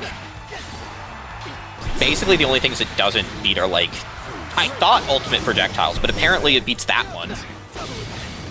I think great round by not to one to incredibly stable. I think because it's coded kind of the same way, because obviously you can hit the bros out of their thing, and their big advantage is if you hit the lane, they don't go away. So maybe Good backdash on the 6XM. Yeah, just very, on the whole, like this round, very immaculate control of the neutral by none to one. Yeah, very. I feel like when they're playing at their 5H distance, they're just looking so comfortable. They've been able to kind of suffocate a lot of players we've seen when they're on stream, just with that playing at that space. But we get some space ourselves on the side of Jonathan, getting a nice little beat. Oh, counter wisp, but no flash. Catch that spot dodge, but you know, your bros Whiff punished got by your the back, bros, yeah. even if you set them on fire. Me and the boys! That's their ultimate technique. It's a stronger technique. The Wrath of God in the form of a Thunder Rifle, or 3 dudes in a stack. The Thunder Rifle might be a Thunder Rifle, but you know what it doesn't have? The heart and soul forged by me and my friends. Oh, Mario Party, Mario Party, Mario Party! Yay! I love Mario Party! Alright, here we go. Nice spot dodge is coming out. Unfortunately, we can Too early on that one, but... Oh, nice spot dodge there. Run up, Wow, run up, run up, run up, run up, great run up, run up! Okay. That's my vanilla player. That's my vanilla player. Let's go. Let's go. That's my vanilla player. Successfully navigating the minigame. That's... I mean, I know in Lonathan's position right now, I would be like... I think the set would be over for me, like, because that would be mentally so draining. Someone actually knows the Mario Party minigame, yeah. Dang, like, what do I do now? And that's... You know, perhaps people can play a little faster. These catbots will just get called out. Good tech on the bro. Yeah, this does answer a question I had where I was like, whose projectiles actually win here? Because, like, Luane's got some very, like, uses are very strong, but Luane's got some very odd, unique options. No, it's Eustace, again. It's always Eustace, you know? It's either always Eustace or always Henri. Yeah, I mean, in Henri's defense, he's like the master of defense. As Ooh, that could have been a pickup. Be a counter hit here. I think Lonathan probably takes this round. Nope, not enough damage. I think you could have routed into damage there. Granblue handshake gets the 2Ls. That round's good, but still not looking the greatest here for Lonathan's odds. Underone's just had such strong neutral control still.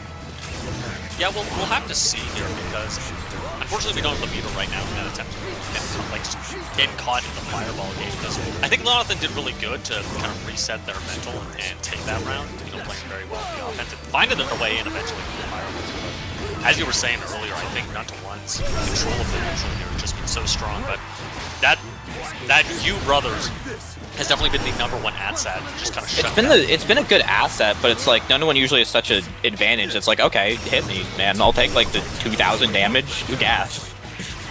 Yeah, no, and unfortunately when you need to spend 25 meter to send your bros out, Eustace is over there just charging new. You know, trying to find something to do, and we try to move. Out. Yeah, I'm wondering, Maybe trying to turn out we're trying to super there. We're similar. Throws something, yeah. Well, that's 3-1 none to one. No, definitely well played to both players, and we'll see if Lonathan can make the run Just, back, but none to yeah, one. Look Lonathan had good like decisions, good game plan. Like he got to winner's side, like he got to winner's finals. It's just none to one played so much more consistently over the course of that game that when Lonathan won, the wins didn't matter as much as all the wins none to one had at that point. Yeah, kind of like what you were saying. He was fine wins when he would blow through options like with the U-Bros and things like that, but by that point, you know, you've eaten like 1 grenade in 3 shots, and the life lead isn't even equal, even though you get that knockdown, right? Mm-hmm.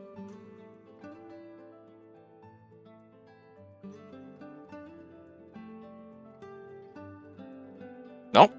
Over to our losers quarterfinals. We're gonna get Adol and Bread is Dumb, Vera Beelzebub, and then after that, we're gonna play Mech Warrior and T1.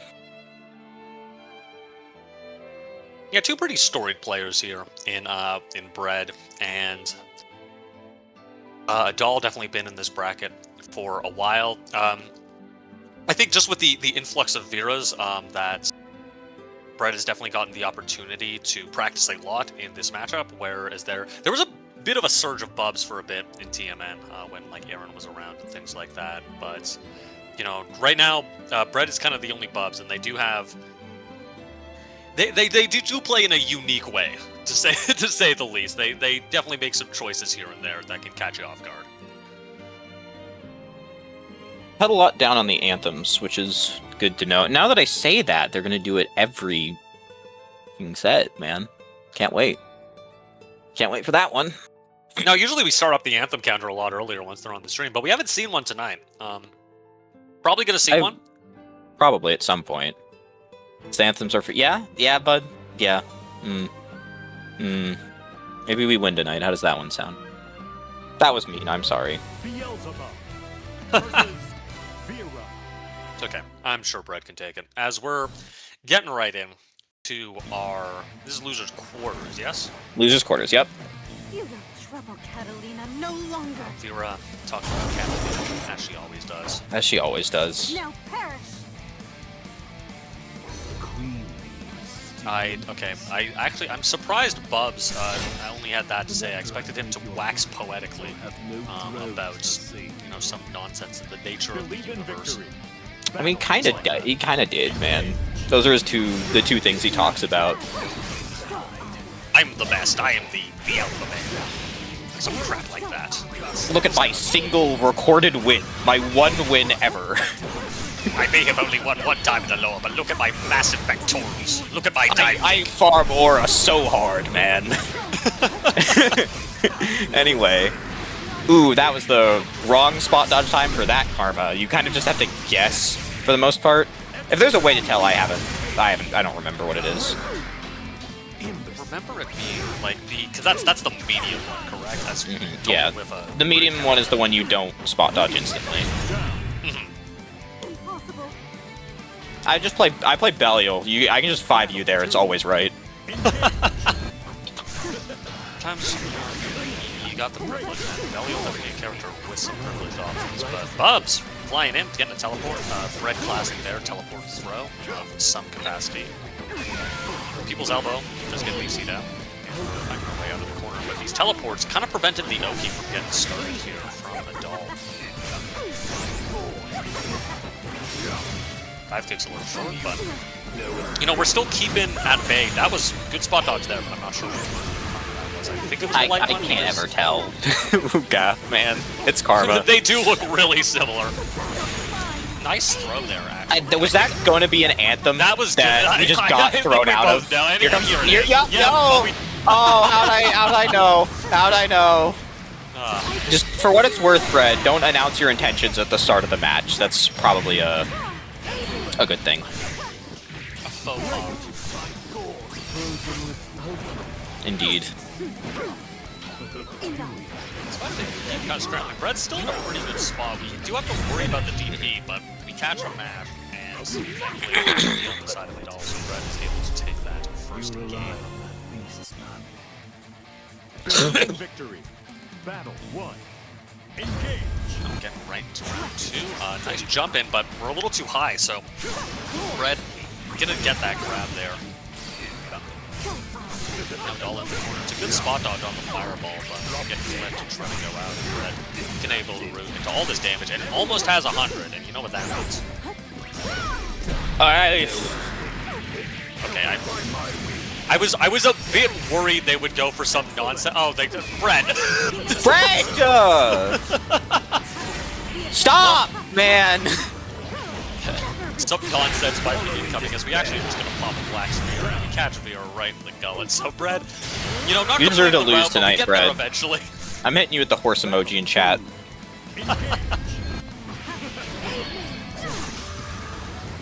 That was ultra cringe. I do not appreciate it. I don't actually know if it was an intentional reset or if they dropped the. I'm gonna hope it's a drop for their sake. They're finding this hit here, going for the teleport. We almost have an empty cash, which again I do expect to see. We only got the one on the night, but I think there's a lot of situations where it's probably not the smartest thing in the world. We got the people's elbow. Might have been a good time there actually on the throw tag, but. Mash, we're pressing something. Going for the install. Again, I feel like it might have been better just to, even if you have to spend the other 50. Spot dodge, spot dodge. Yep. I don't... The thought there that Brett always tries to do is like, oh, I could command grab, which means you need to jump, or I could SSB for the air unblockable. Just press a meaty normal!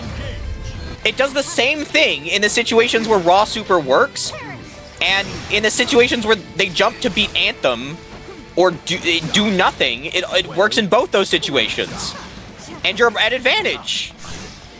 Why are we doing this? I hate it so much. Just press a button. Press a normal human being button. Close light, everyone has it. It came free with your Xbox. Look, sometimes it's not about hitting the move, it's about sending a message. And I the should message kill might you. be that... I should kill you. That's a very good catch by Adal there with the 668, which means you have so much damage on top of that install. Setting up the Lumi, and Red does press something. Does get an opportunity, though. And Yep. there's the Anthem. I mean, that's fine. It's like 4K, 5K meters. The meter's all gone now. Yeah, not if the HP were a DP kill, thankfully for Red. About that. Does catch the air dash. But we're swinging a little map out here. Sides. Oh, the Karma actually well spaced. Nope. I thought there was an ult karma for a second, just because the ult skills slow down. So I looked up and was like, wait, they only have 40 meters. That's not possible. It's really tense here. Sweep lands. Lumi is out. You're risking ship here. Stare down, but No cancel on the Punishable. sweep. You gotta means cancel Red that into just, something, yeah. yeah, just waits. 2-0 for Bread. An incredibly scrambly second game there. Just a lot of nonsense. Yeah, I think just kind of during the set, even if it's been, you know, a bit, kind of a bit chaotic, I think Red has gotten a lot of opportunities to play their game. And, you know, usually when they're able to play their game, they can... Adol, please cancel that into something. Thank you. Let's get grab the front of the mark. We're getting that BC power of that TK dive kick. We do punish the teleport, but not a full. Getting some chip. I'm glad they've elected, because they used to highlight into the unblockables a lot. There's a famous clip of me on this channel getting unblockable 3 times because I'm the worst player ever, but I'm glad they've started electing to use the on the ground, the frame pad trap potential and the chip damage. Once we leave S+4, you know, we have to upgrade our strategies. It was inevitable. Granted, I do think that you should be repping the unblockable here and there as Bubs, just to, you know, keep people on their toes. As What? Touch! Oh, might have what thought the? it. That hit? Okay. Wow. Bubs 2H is a good button. Clash works out in Adal's favor. Yeah, that nice frame trap there, so really good on the fireball. That's punishable? Before you misses, but we get a Lumi there actually I think made that punish worse just with the Yeah. Lumi consumed all the counter hit. It's done. We have what I'm Drop gonna call combo? the Zoma killer because it gives Zoma a heart attack every time they do. See, I would kind of be scared of Anthem here because it's gonna put you in a either gonna kill you or put you in a low range. So it is actually kind of worth it to be scared of it here. Yeah. I think that'll be it. I think that'll kill Yep. at only 2 Yeah. KD. Yeah, well played. We're getting 3 on the Anthem attempts, 2 on the Anthem's hit, and Red taking a 3-0 as they're proceeding to loser Definitely not a series. blowout despite being a 3-0. But sometimes that's just the way the score turns out. But yeah, you know, and people meme about 3-0, but it was close though. But that second game came down to like a single interaction, right? And we would be having a very different conversation if it just played out a little differently. Yep, for sure. All right, next up is our other losers quarterfinal match. T1 G37 and Mech Warrior. After We're actually this, getting we're the Soras into the vein. I that don't think neither of these sound good to me, if I can be honest with you. I don't think either Soras or Vasaraga plays well here. that's fair I enough. would- I'm not surprised yeah. to see a switch coming out of Mech Warrior, just because I think Vasaraga like does not have a good time at all in Devane. if we could, I would like to see the Siegfried here. I think the Siegfried plays a lot better into the Vayne than either of these two big burly men. That's fair. And I know earlier Mech Warrior did do kind of like the last second swap to the Siegfried, so maybe that's something they're, you know, considering. But obviously, Sora is a character I think they're pretty comfortable with. It is the character that got them out of Frosty's pools at the start of the year, so. And Sora is kind of another character very similar to, you know, Wilness in them, where I don't ever fully believe he's out until he's out. Like, he is very explosive. He can make a lot of stuff happen. Believe in victory. Battle 1. Engage. But we'll see how it ends up. That's a great start, though, and that's a huge combo for TMG as we're gonna whip on BP, but yeah. Surely must have been misinput there. I think even if you hit a normal, you don't get to combo into Raging Strike at that range. Yeah, that might. Yeah, might I do not see the muscle punches being good in this matchup. You just go into the shield unless they, for whatever reason, pierce through the shield and keep going. I guess that works. Yeah, I think maybe they do. I think so. That one is specific. I think it was just T1G alt move. Okay, what do I know? Actually, I'm a big stupid fucking moron apparently. Do whatever you want, sweetheart. You're winning. Let's go. Let's go. I'm clapping. You maybe can't hear it, but let's go.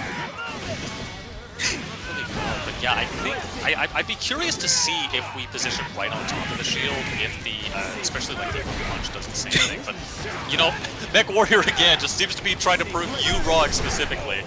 As we do. I should maybe kill myself. He's right. Who knows? I don't know about all that. But Mech Warrior finding a lot of hits. I hate that move. My least favorite category of move. Not frame one counter move that you swing into and it just pisses you off. That's my least favorite move. Alright, we've stripped it big naked mode. Yeah, we've got the diaper max on, and unfortunately, we are getting caught, and we don't have a lot of stacks of Doveingly, so we did get a pretty substantial heal, but the punch I guess actually the punch just goes through the shield. I didn't know that. Yeah, you're dead. What is this SSBA? What do you mean? What? Oh. Barely living, but now you gotta be worried about ship, but nice thing. Okay. I should die, I think. Ooh, they gotta get me off the cab. Those punches, yeah, no, really paying dividends. Because I know that they set the shield at different lengths with the different casts, like 2-2M and 2-2L, and I'm just curious if T1G is too far behind the shield, and because the hitbox is so big. It might just work because it's like it might just work differently. Anyway, we've got a raid coming in from Chigzama. Thank you very much. We're currently, yeah, we've still got a lot of bracket left. We're currently in our losers quarterfinals. We've got past this. We've got, I want to say 3 games, not including a potential grand finals reset. So yeah, nice to see everyone here. This is our 33rd Grand New Skyfarer, our beginner intermediate Granblue tournament. Currently, we've got Mech Warrior on Soras versus T1 on Vayne. Welcome to the show, Raiders, the Expedition 33 of GNS. As we're powering right through with the DP, and Mech Warrior. You know, I also had my doubts about Soras into this matchup, but Mech Warrior's making it look easy, and that was, I think, a medium plus there. Our first round was a little rough, but we won it anyway, and maybe that was just to establish pace, like establish the feeling of the match. Because despite playing Soras, Mech Warrior's a lot more respectful, shockingly, of the 2-1-4s than I think most people have been this bracket.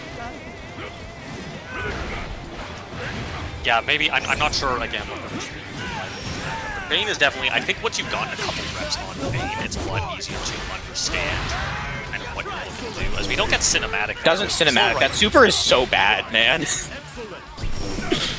Oh, plus frames up Sentinel to dump. Wazoo. Ooh, we get thrown though. Oh, bad counter hit cost, but no combo. We just autopiloted. Chips out, and then, yep, EX snap kick. Yeah, you not invincible, but it is like that 5 frames startup. It's not invincible, but it's 5 frames startup, and it's just a big fat hitbox. No, it's one of those it might as well be type of moves. T1G actually, we'll see. If probably, I don't know if we're just taking a second or if we're actually switching characters altogether. I wouldn't into our Lancelot. Okay. Okay, this is a bold maneuver.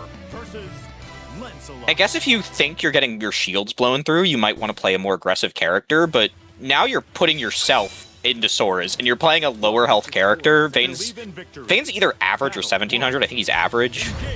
Lance is 15,000. So like, you're now letting this man get his big meaty hands on you. But I guess you can. It's a pretty good thing to dodge the ground pound as the teleport. I hadn't thought about that.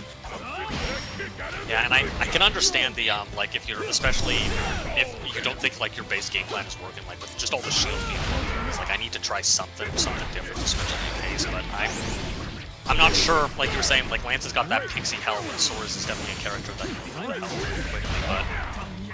But You're also T1's also just getting hit a lot and dropping a lot of their confirms. So I would wonder if. I would wonder if they're maybe too unfamiliar with this character for it to be a reliable secondary, you know? yeah, entirely possible. I'm not like obviously they're only at like S++, so I'm not sure how much they've hit in the outside of the lab, just in the ranks. But you know, it can't be that much being at Chip health there.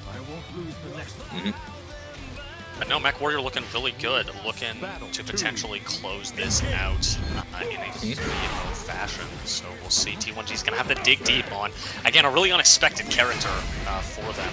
But Ooh, super into the manly. throw out of the stance. Soya! Here? Soya! Just going right in. Snap kick. Nice frames. Nice teleport, but it's only like a stray hit, and we're down. MechWar's getting... Yeah, and MechWar's got 4 stacks of manliness, because it's like... It's so easy to just press it into Lancelot's, like... single... like, his multi-hits that don't do a lot of damage, as opposed to, like, trying to hit it into Vayne, you know? Gotcha, beat it, yep. Even with the SSBA, MechWarrior finds a hit and cleans her up. But well played, no, to T1G. 5th place, very respectable. And I do again respect. I think like if you're feeling like nothing you're doing is working, it's just like, well, people might get on your ass, but yeah, switch characters if you feel you have to. It's nothing to be ashamed of. You know, sometimes things just aren't working. Up next, we've got Mech Warrior riding that momentum from that win into Bread. So this is a real slobber marker here. This has been grand finals. These two have played a lot. It usually goes 3-2, so I'm excited to see kind of how this plays out. Both very explosive players, and I think they've known they know each other pretty well at this point. They're pretty comfortable. They did at some point, just in coordinated through chat, I think they were just doing some friendlies with each other. I just said, you know, like the meme with the the 3 meme from Inglourious Bastards. I just did one of those. I'm a Smash player. I'm not afraid to admit it. But anyway, we're actually going to see the Siegfried into the Bubs, which is curious because this is I feel like Mech Warrior. It's usually not a blowout on the side. It's usually pretty scrambly and pretty back and forth. So maybe they just think it'll be better into the matchup, because I don't think the Vasaraga even though on paper it should, I don't think it struggled particularly hard into the Beelzebub from Bread. It can work, because Bubs has so many multi-hits, but, like, you don't want to jump a lot against Vasaraga, because he can respond to that with armor, or his pretty devastating anti-airs. And especially when they last played, Mech Warrior mostly ended up getting a good read on Bread, but I agree, if you're maybe late in the bracket and you don't want to get overwhelmed by, like, dive kick, karma, command grab, rotating nonsense, just play like the Shoto. Just play like the best Shoto and just do stuff, yeah. Yeah, and, you know, good dodge on the fireball.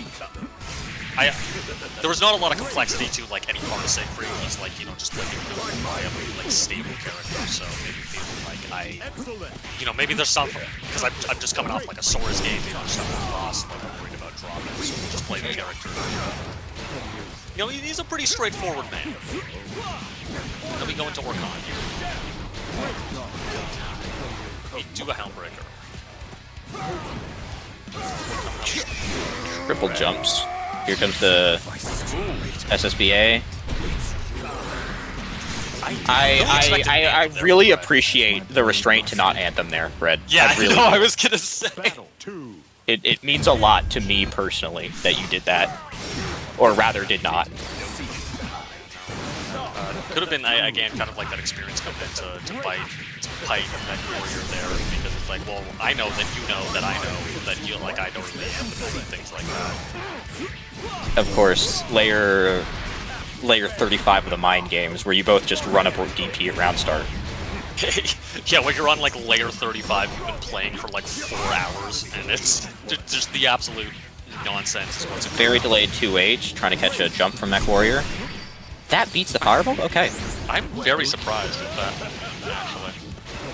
But I guess the charge Fireball... I mean, even then, it's an ult Fireball. Yep. And then tag there by... Yeah. Alright. Very solid game 1 there by Bread, and yeah, Mech Warrior's changing characters. Okay, good one game on the Siegfried. Time to go back to the real men characters. Let me get this Vasaraga, I assume. Yep. I definitely would not want to play Sora's against this character. Sora's a very grounded, linear approach character against someone who can spend so much time in the air or set up with a wall of projectiles. Vasaraga's definitely the choice here, I think. Battle 1. I would agree, and again, just given their history, like, this is definitely... This is a character that, Mech has taken the sets up over Brett with, so... I expect it to be good here, but Brett off to a great start here. Yeah. Getting flash. You have time for the Soul Forge. Tends to be how a lot of their sets go. One of them will get big momentum for like the first couple rounds or even games, but then the other one can adjust and start to lock up through the game. Yep. Wake up, ult tackle. You can punish that, just not with a heavy. You got to use like a medium or something. Yeah, they did change it so it was -3 punished. Because it used to be spot dodge exclusive was the punish. It's because it pushed you too far away was the big thing. Technically, it was always punishable by jab. It was like -6, -8. It's just it pushed you too far away to get those punishes. It's like Wilness is -9 Hadron smash that you were never hitting in a million years because he's so far away. Life is so easy. Just pick like Ilsa or someone with anomalous 2M.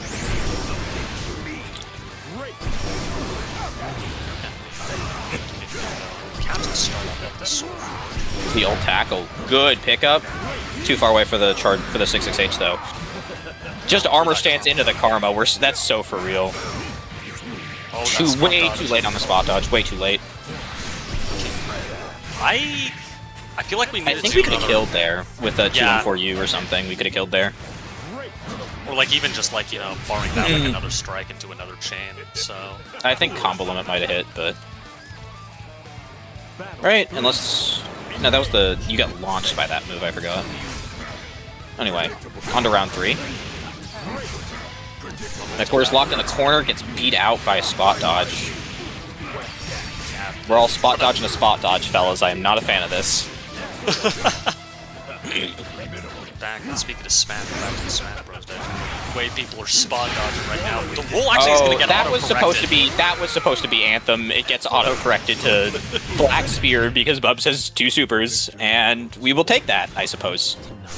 Yeah, I believe in victory. 2-0 Bread. Right back into it, and I do respect that, because I probably would have even taken moment. That's what I'm losing to. That's how she goes. Sometimes it's just how life works. You can't get a Soul Forge to save your life. Not really getting this space right now. Nice spot dodge there on the charge tackle. Red just away with it right now. Had the spot dodge first, but I think just wanted to be sure. But unfortunately, that for them means that they don't actually get much ground. As Bread just kind of keeping the Voss. Charge tackle. We finally have an opportunity for this Soul Forge. We do catch the spot dodge here, but pretty big life lead to overcome the plus range. Oh! Just outside of range, gets the charge heavy connection. That's a kill, yep. RC there is gonna do her. RS, I guess. RS comes first. Press down. The good old Vasaraga. Far medium.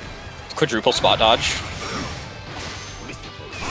We really are playing Smash Bros. we are getting on those layers as we blow right through that. Nice little heavy there. Trying to go for the ult tackle. I like the I don't like the idea. I understand the idea. I don't like it. Combo to Black Sphere. We don't have enough combo limit. Yeah, this just drops. Block, block, block, block. We didn't block. We didn't hold block all the way. Oh my god.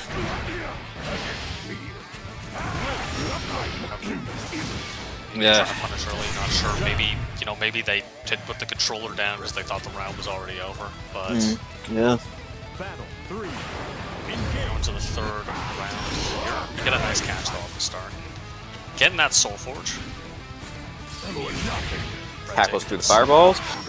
Gets the charge heavy hit there for the pickup. Oh yeah, this is your life is forfeit. It's getting deleted as Meaty hit from the 5U. That could have been a combo kill by itself, but it links into the ult grab anyway. And there we go. There's a round on the board for a game on the board for Mech Warrior. 2-1. Victory. Battle Yeah, 1. as these two will, you know, continue to beat the absolute crap out of each other. We're getting some plus range, nice spot dodge there. Dive kick finding smart. Unfortunate Brave that was counter. an attempt to BC there. That was an attempt to BC. Yeah, it's just the hit stop, the hit stun on some moves is like really weird. Karma's one of them. Belial, like Pinwheel is another one. Wall bounce there. Yep. He gets, or maybe just for people involved in the 000 saga as it were. What makes the sky blue? Actually, wow. Okay, Combo limit, combo because limit there. all those hits were in the air, but It's a then we catch the low crazy sweep. looking pickup. Battle 2. All right, Mech Warrior, their momentum really continuing now. A lot of good room here, kind of locking Bread down. So available. Gets clipped well. Spot dodge a bit too early. We take a lot of space. And we still got that full soul charge forge. heavy. With the shred of armor we have left. The throw there. We're not dead? I hope to God, yeah. Here comes... Yeah, we Pressed threw. into that. We pressed the throw. Getting hit by the SSBA. It's a start to making this round back, because now we've got no BP, but... We're throwing Yeah. that pomegranate, but that is 50 meter robust progress. That was definitely supposed to be a tackle, I think it got flipped, but ends up working out for Mech Warrior. Yeah, either way works. That's 2-2 now. This is like what I said. One of them takes momentum quickly, and the other one, like, Battle 1. big time adapts. Bread taking a second there to think. Yeah, you... Definitely something to be worrying about here. Just out of... That didn't even, like, spot dodge. We were just out of range. We just missed the unblockable. We get the back throw, so now we get to start doing some pressure when we're missing half health. But, you know, better to start now than later. Yeah. Just combo into the Black Spear. This is not gonna... Okay, okay. Medium does link, I guess. I guess the problem was using heavy before for some reason. I thought they fixed how that worked with combo limit. Too early on the spot dodge. Huge damage here. We're gonna kill you up. Oh! I think, wrong, I think that command grab combo's in the corner, but it doesn't mid-screen. It can mid-screen. You're just... They were just too... Bro was just too far away, I guess. We must need to go into, like, maybe tackle or something, or... Maybe we just couldn't follow up from there. All ends up working with the Warrior currently on their whatchamacallit, on set point right now, and that's a whiff DP, so Teleport out of the corner, and then we land right into the loving arms of that command grab.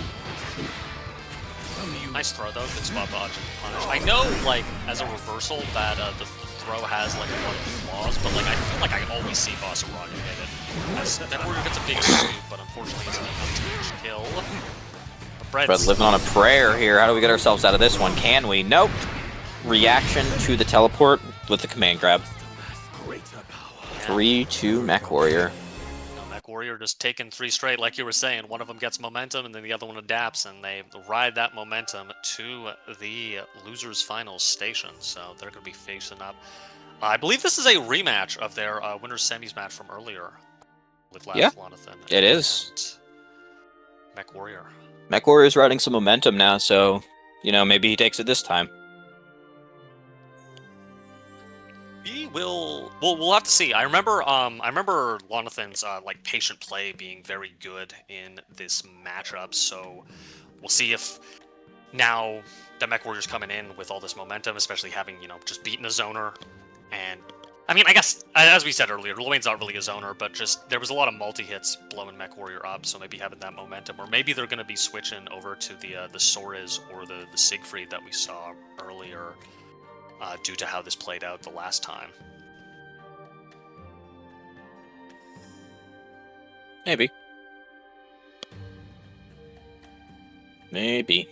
Probably. We could play Vossarog in this setting. I might not want to, but if you're feeling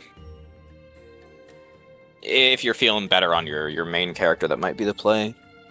Rather than try to force something on a secondary or a tertiary. Yeah, we'll see. And like we did earlier, as the Siegfried is coming back, I was going to say that earlier we saw the Siegfried game 1, and Brett was able to dispatch of it. So we'll see if Hate Ty Gonathan is left.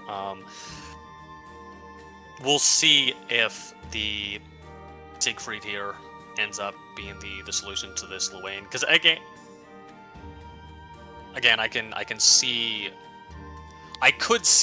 feeling like, especially with the way the winner side set went, that you need something to change.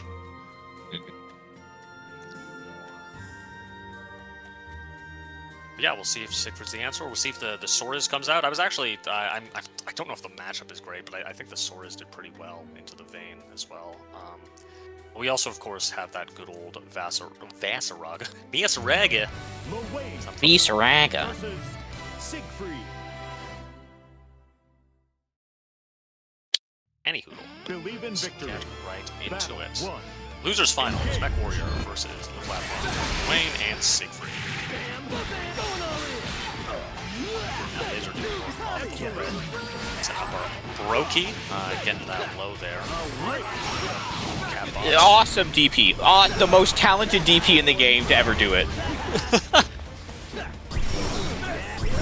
Funny, we were speaking about Wilness earlier, and I do not know why they gave that character a DP. That's a great hit on the Helmbreaker, and that's a lot of damage coming out from him. He kind of doesn't. Yeah, he genuinely kind of needs it. Is the unfortunate thing. Oh, round's over. When did that happen? Just now, I think Siegfried just smashed Luane's head with a giant piece of metal. As we're doing kind of similar there. Do you like to? Yeah, it does Good like mashing, yeah. Good press. So Luane's 2M good enough to do the option select, or does he have to do like far M or something? I am not sure.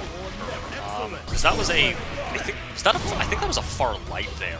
I think it was just a prayer. No, I'm pretty sure it was far M. It's there's different motions. Okay, Right, well, no, yeah, no, pointless. because he turned He's to face dead, his back was so, facing the yeah. camera. Yeah, no, because he doesn't turn all the way. 1-0 for Mech Warrior. Very quick while we're debating things that don't really matter that much. Lonathan flinging himself into the loving arms of a fireball. Yeah, no, Mech Warriors are just kind of the momentum all in his favor. 2-1-4 again, 2-1-4. Spot dodge too early. Huge damage. Luane can actually deal with that better than most characters because he's got a parry. You can kind of just delay a block and then parry. Or not delay a block, you block and then delay the parry, but, you know, you kind of have to respond to that correctly rather than, like, if you're thinking about something else, then, you know, maybe you just don't have the time to do it. This has come out. The most talented man alive. I mean, he does have many talents, you know. That's nice. We got not a lot of health. Do we? Yeah, I was gonna say. I think we were fishing for food, and then when we didn't get enough, we just yiggied. Because we can't human pyramid, because we'll just die. Mario Party! Mario Party! Mario Party! Finish! We do not know how that game works. We were a Rising player. Battle. Rising player identified, eliminated. Yeah, so that's, I think, something important for Jonathan to keep in the back pocket. It's just like Mech Warrior hasn't shown that they're able to deal with the Yiggy yet, so if it is available, it's a very strong option. Nice jump out of the corner with the command.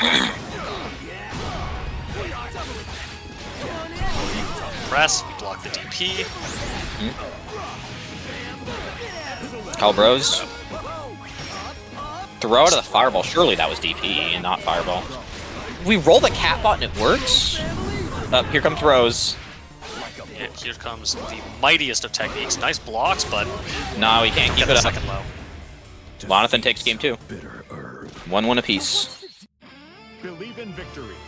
Yeah, Siegfried definitely is- looking a lot better for Mech Warrior. in Yeah, this match. Siegfried was definitely the play. As opposed to trying to run it with slow and stiff Vasaraka.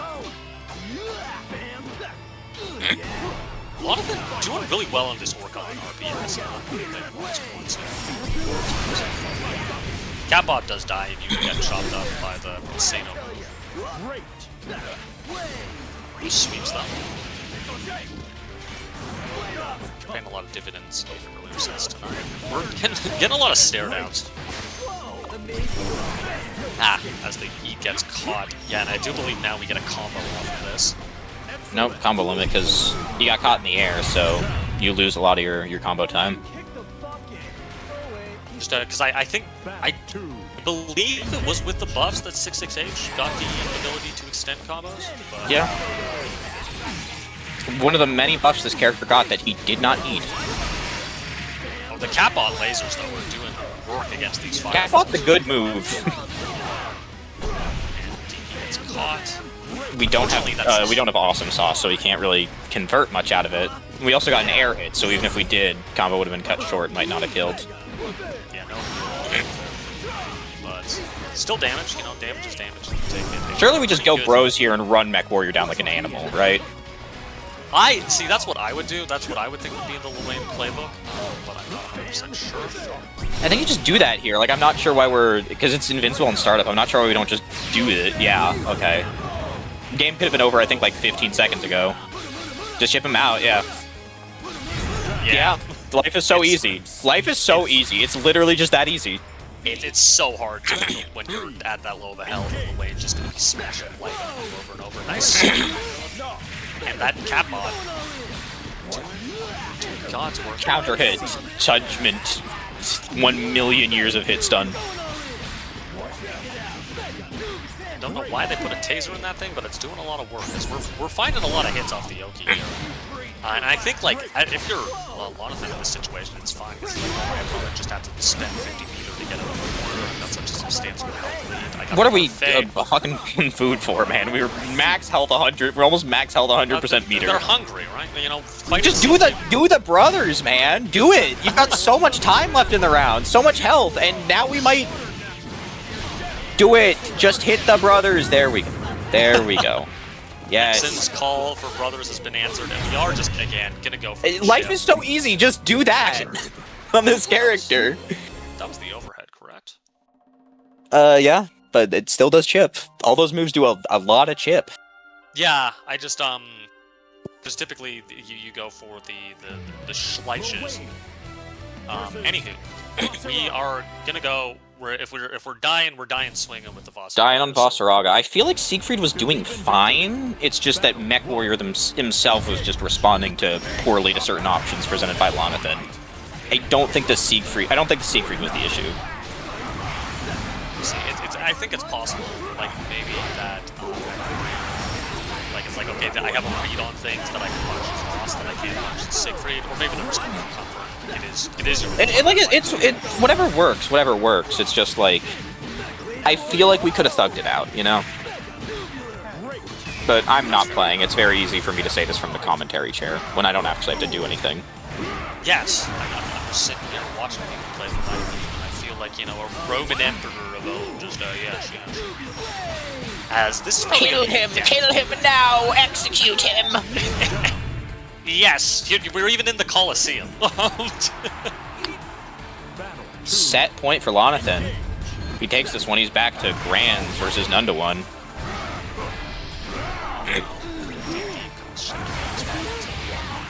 We're at least, you know, we can blow through the cap on. The armor is doing a lot of work there against that sweep. Yeah, Lonathan's gonna have to call missiles a lot more if he wants to break Voss armor. That picks up. Okay. Thought that was gonna whiff, honestly.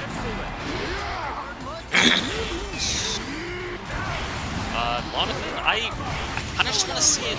Okay, it does get that hit. I kind of just want to see an Iggy pop here as we get caught. Getting slammed. Yeah.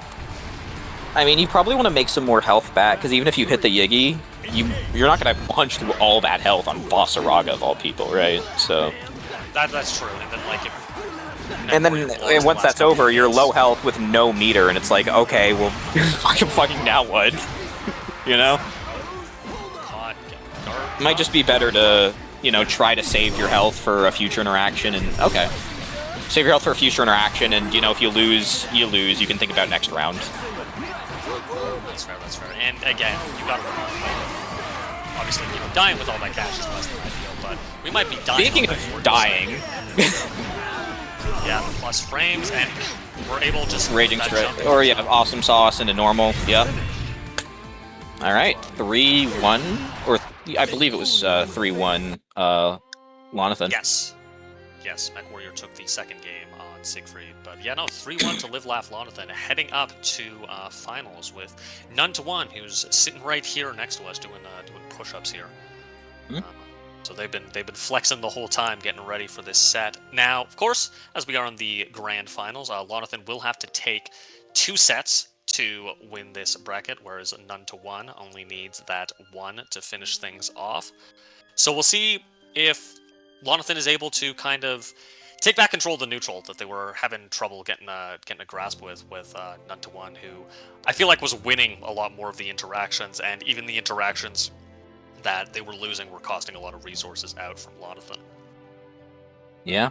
Just like I said, very strong neutral control. Lonathan's still riding high from some momentum there, and he's definitely capable of scrambling people. It's just like, can you force those scrambles, and can you not lose enough in the meantime that you can end up that when you win it matters, you know? We'll have to see here as we go into grand finals. Believe in victory. Battle 1. Engage. All right, Starting us off. Rand started us off with the first round. Backdash into up balls. Classic opener from both of these characters. We love that for us. Yeah. Good jump out, though. So we already get our turn. We don't lose too much health starting out. Nope, nice press, but no confirm. The lights do find their way out. We do have a good position. Can set up our bros here. And empty hop low, doing a lot of work so far. But that awesome sauce finds. Getting that mid screen extension. That red bomb. Setting up the rat race. Great mash though coming out from Blocks the DP. Good call there. All right, first round to Lonathan. Operating off that, some reading there, some soul reading for sure. Good, ooh, backdash round start to punish Lonathan's aggression. Very good call. And now we're back to Eustace Gaming. Yeah, again, the slow game. I feel like Lonathan's gonna have such a hard time breaking the zone. And as of course as I say that, Lonathan's able to find a hit and set up. Alt DP. Was that? That's punishable, yeah. But we just dropped it, yeah. Maybe we thought we got more, like a close light. That crossed up? Okay. No, I think we could have killed if we did like a close heavy into another Raging Strike, or maybe we need to route into super or something. Well, whatever. Lonathan takes a pretty quick game 1. Ultimately, if you win, there is no misplay, no hilarious BM, and Lonathan. You're definitely playing the character for BM thing. These goobers who are coming up here. None to One though, of course, does still have a set to play with. So again, I think they just lot of practice games. I think, yeah, they can definitely not only definitely take it. They might just be like a little, you know, a little cold off the sticks. Lonathan coming in. Having practiced a little hotter with a life lead now, and does have that meter to spend, so can break the zone at the cost of 2 quarters. It's 2H though. Get that full extension into the corner. Set up that grenade, and the meaty ends up hitting, but unfortunately we don't get a full conversion. But this, oh, a lot of drops. That's punishable. You kind of have to call Yiggy, I think. Yeah. Like, Nunda1 can definitely respond to... I guess the thought is Nunda1 is the one person who has actually responded to that correctly. So... That is true. We can't call HBA because we get shot. We'll just die, yeah. We actually got a counter hit there, so it was a press. Grab whiffs, but we have... I can't remember if Tommy goes higher or low, but one of the bros is caught recovering. Tommy goes mid. Tommy's a mid. Or the jumping brother is a mid. The other one's a low. Caught overhead. I mean, you'd lose in that situation anyway, even if you block correctly, you just get chipped. Health is way too low. Lonathan definitely overwhelming Nunda1 here. Third round though, and again we'll see once the zone got established in the first final set, it was really good for Nunda1, and unfortunately we're a little too far away to get that conversion, so Nunda1's able to mash out. Good jump though. Get the hit here. Ultimate awesome sauce to get maximal corner carry. Because I notice Lonathan, I'm not sure how difficult or easy it is, but Lonathan never goes for the side switch off awesome sauce. We might just not want to if we can get corner carry the normal way. Ooh, tagged there. Drop it though.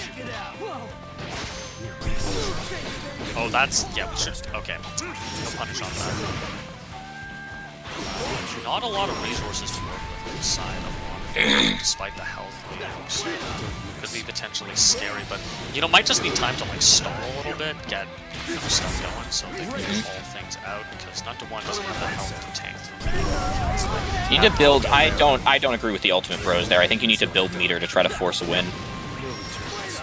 I see, as we trade there, it's very lucky trade there for Lonathan. But they got shot. Ball's catched. This is 23 seconds left in a Granblue game is unheard of.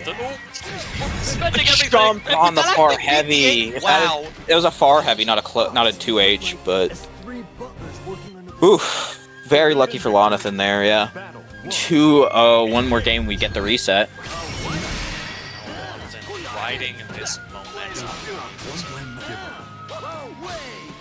Keep kind of the energy they've going. They've shown, they've adapted pretty well since they are set.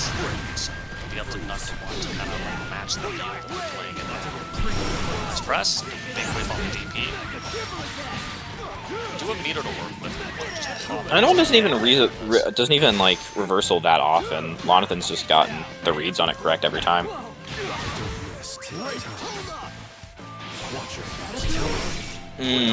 Bad ult bros call. There's a 2H.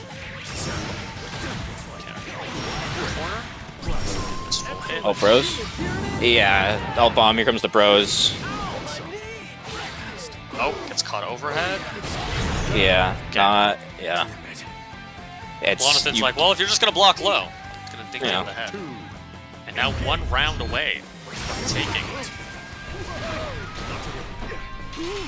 the set and getting us into a reset. I think Nunda1 can kind of take that. It's not too big a deal, but we do need to start waking up soon. And here's some waking up. Drop. Fortunate drop there. Luck these cross-ups though. Nice spot dodge on the counter. Get the rat race in place, but because we got the throw tech, at least take the nade off. Slide it right in. Another counter hit.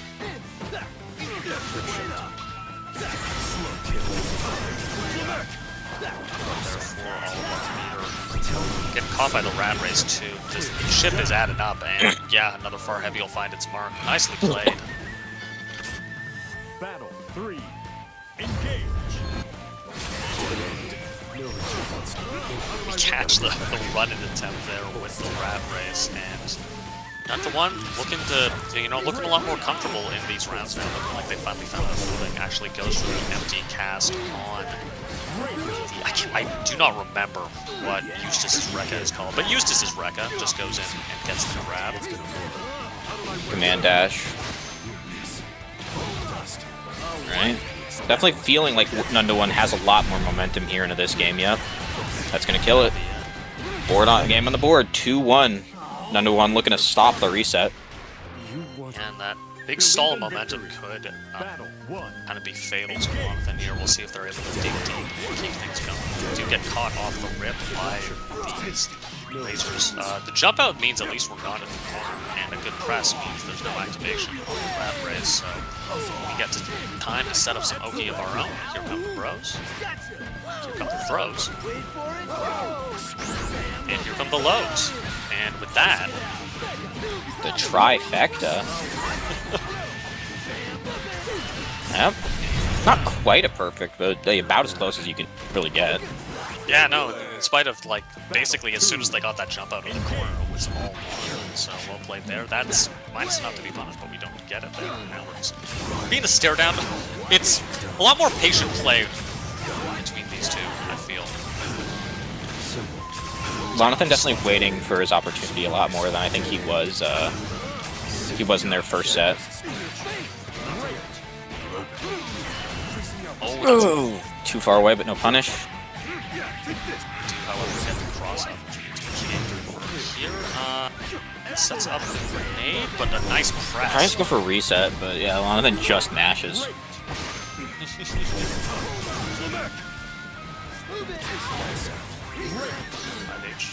Some more rat races on him. Does have 73 available. So cut through any projectiles shenanigans. We slide right in. Ooh, throw. Gets caught by the cross up. We have leader. I wonder if after post Kappa we should have popped HPA. We Here's the actually went to go Yiggy. for AP. Your ult shots, you're just gonna get hit, right? Yeah. Big opportunity for one of them to close this one out and take us to a reset, but again, not to one shot. Not a full screen check, unfortunately. Ooh. In the Does get the scramble. reset. Yeah, a lot of Yep. them taking it 3-1, reset. As 3 butlers working under this. It's gonna take a minute here. Yep. No shame in that. Definitely after a reset like that, I think both players want to calm down for at least a little bit, or at least none to one probably would. And I think personally that you know you have the time, as long as you're not being particularly egregious, you should definitely take a breather because sometimes that reset can help you focus in on what you need to be doing. Believe in victory. Battle 1. Engage. Set this up. Go screen. Again, able to control the full screen quite well. These lasers here getting that punish. Get tired. This full screen. I'm fortunate being pretty East Coast. It's only 8:30 here. So it's had been late. 10:30. I said East Coast, I meant West Coast. Wrong coast. Coast. No directions. Whole bomb to defend ourselves on the Russian. We did get time to eat 2 entire plays, but those spot dodges, yeah, no. Great spot dodge, yeah. None to one, definitely a vanilla player, showing that they're very practiced in this matchup. Cross-ups, DP right through, but we still eventually keep going, not quite on ship point yet. Building that leader slowly. Doing the goofy-ass Lewayne walk towards the back of the screen, but None to one eventually does find a hit, sending us to the next round.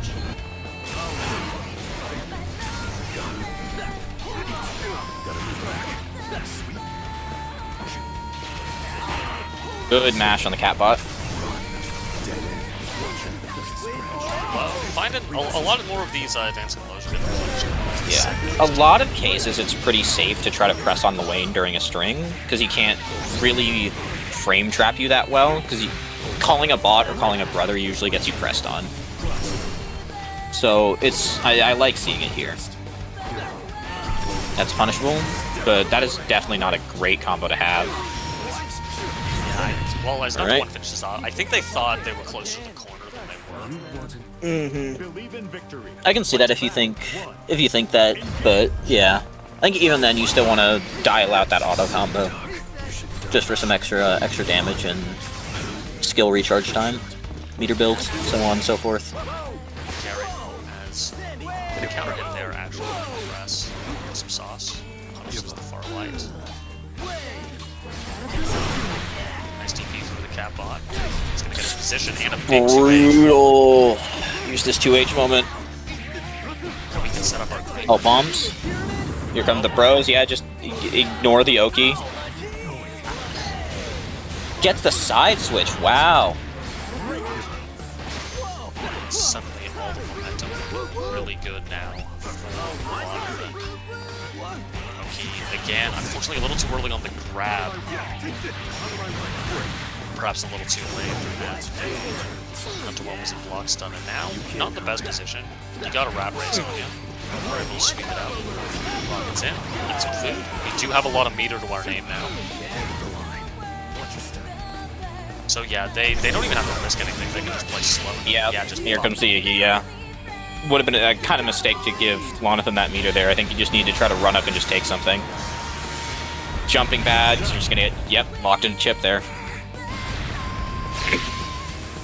But good recognition from Lonathan to understand the situation.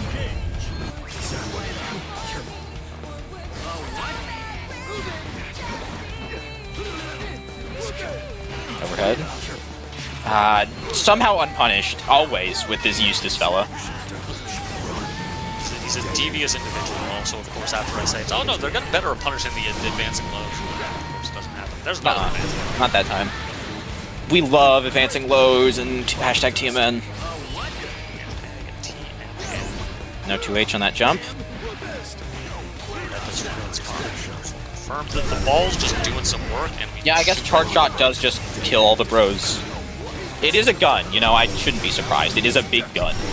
Yeah, to be fair, like, I think if you shot a thing of lightning at me, even if I was on fire and rolling towards you, I think that would stop me as well. Lonathan's in a rough spot here, yeah. I think calling Yiggy doesn't save you there. A bit too much of a health lead, even if you get a couple of hits. Not to one was shown that they're... You know, I think as if you're not going for, like, a very low ship out with the Yiggy against Not to One, I think they've shown that they can kind of weather the storm, so if you've got... You know, in HP you might be more confident. They'll be able to get right through it. Nice mash, though, on the attempted throw reset. I'm saying, Lonathan doing a lot of swings, and maybe Not to One wasn't expecting that in a lot of these circumstances. Cat back there, keeping him locked down. Day to night. Slowly, nice spot dodge, but the cap-off laser does catch the U fireball attempt, and this is huge momentum for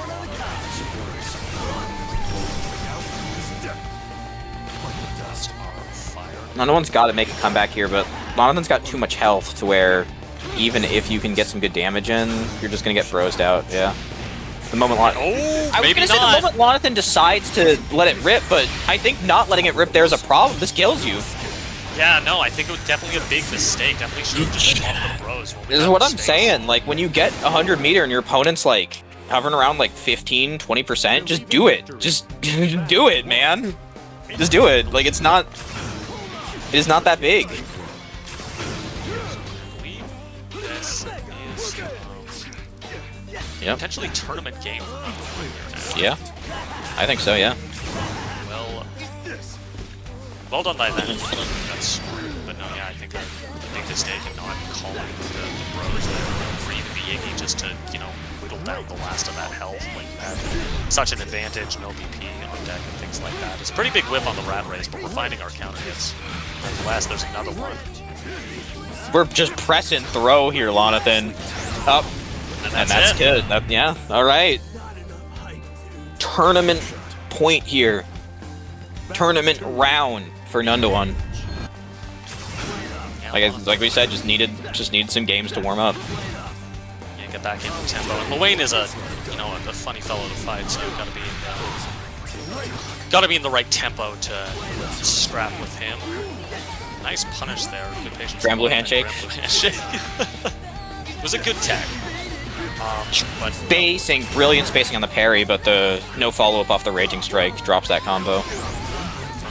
We've got meter advantage here. We have 100 on deck. I don't think we can kill. We elect for a reset going into the bros here. And I mean, this is fine. Cool. He hit me. That's cool. yeah. but now This is we have okay. that resource to play this full screen game. So that doesn't have like a reaction check to some of these fireballs anymore. Does find their way in. Plus frames. Oh, but Raging Strike, Raging Chain, and that's it, yep. just a press. And with that, none to one. He's the champion. TMN Granblue Skyfarer, number 33. Coming back after, as I understand, a hiatus and, you know, kicking some ass. Yeah. Well done, everyone tonight. Like I thought, that was a really good tournament. I think a lot of familiar faces who showed up and played well, and a lot of newer players who 3 hours ran game to game with them. That was really fun. I enjoyed that a lot. No, it's good. Always nice to see. You know, it's we've had a good variety of picks at TMN these past couple of brackets. You know, we've had like a couple of Vera brackets. This was like a Eustace bracket, seeing a lot of Eustace there. Not a character that's too common around. And 2 is a lot of Eustace, yes, sadly. I mean, hey, I think he's like number 2 or 3 in like the least popular characters in the game, so I'm considering 2 a lot. Yeah. When was the last time you saw that, man? Vote now in the comments. None of the comments. Well, yeah, thank you everyone for coming out. Congratulations, none to one for taking it, but also for everyone else who played. Lonathan, thank you for showing up again. Nice to see you around, both you and none to one. Really good performance from a lot of our regulars, and you know, even if you went out 1-2, 0-2, thank you for showing up. Means a lot that you'd be willing to play with these to improve your skill level, or just to get some games in. Yeah, and one of the joys of beginners brackets like this is just being able to kind of network with people like in and around your own skill level and watch yourselves all get better together. That was one of the joys when I was still a pre-grad, kind of in this bracket, and kind of seeing the players I played with and played against, and kind of how they've gone on to graduate, or they're still fighting it out, and how much they've improved. So yeah, definitely keep at her.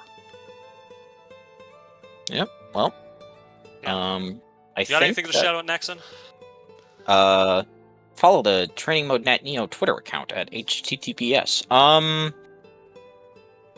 Not a lot, actually. A good chunk of our brackets are kind of closing for Combo Breaker this week, so that's a bit unfortunate. So I can't think of too much I'd like to shout out. Just show up next week if you can.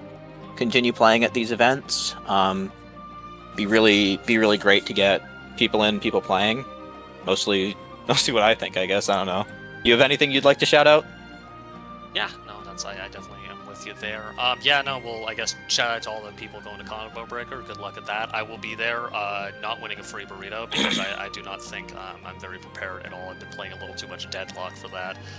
But yeah, I also want to give a shout out to a little group run by some TMN locals here with 2X Rising Stars. If you were interested in learning and losing in 2X KO, great place to get started there. We got a nice tight little community there, and we're all getting better together. So yeah, just give Shogi or Ariel a shout. You can find them in the TMN chat. They're quite the regulars, and yeah, if you want to play some 2X KO, great place to be. Definitely know them well from many of our GBVSR players might remember them. That's what they're doing now. So yeah, if you can pass support on to them, that'd be great. Aside from that, I think I'm gonna call it off for the evening. We're gonna send a raid off to Kirbyos is closed because of Combo Breaker, I believe, or is PC exploding. It's one of the two. So I think so. I think Kirbyos been gone for a little bit now. Yeah. So we're gonna raid TNS. TNS sounds good. Yeah, thank you everyone for stopping by, and appreciate your time and courtesy. Thank you very much. Peace out, everyone. Good night. Yeah, take her easy.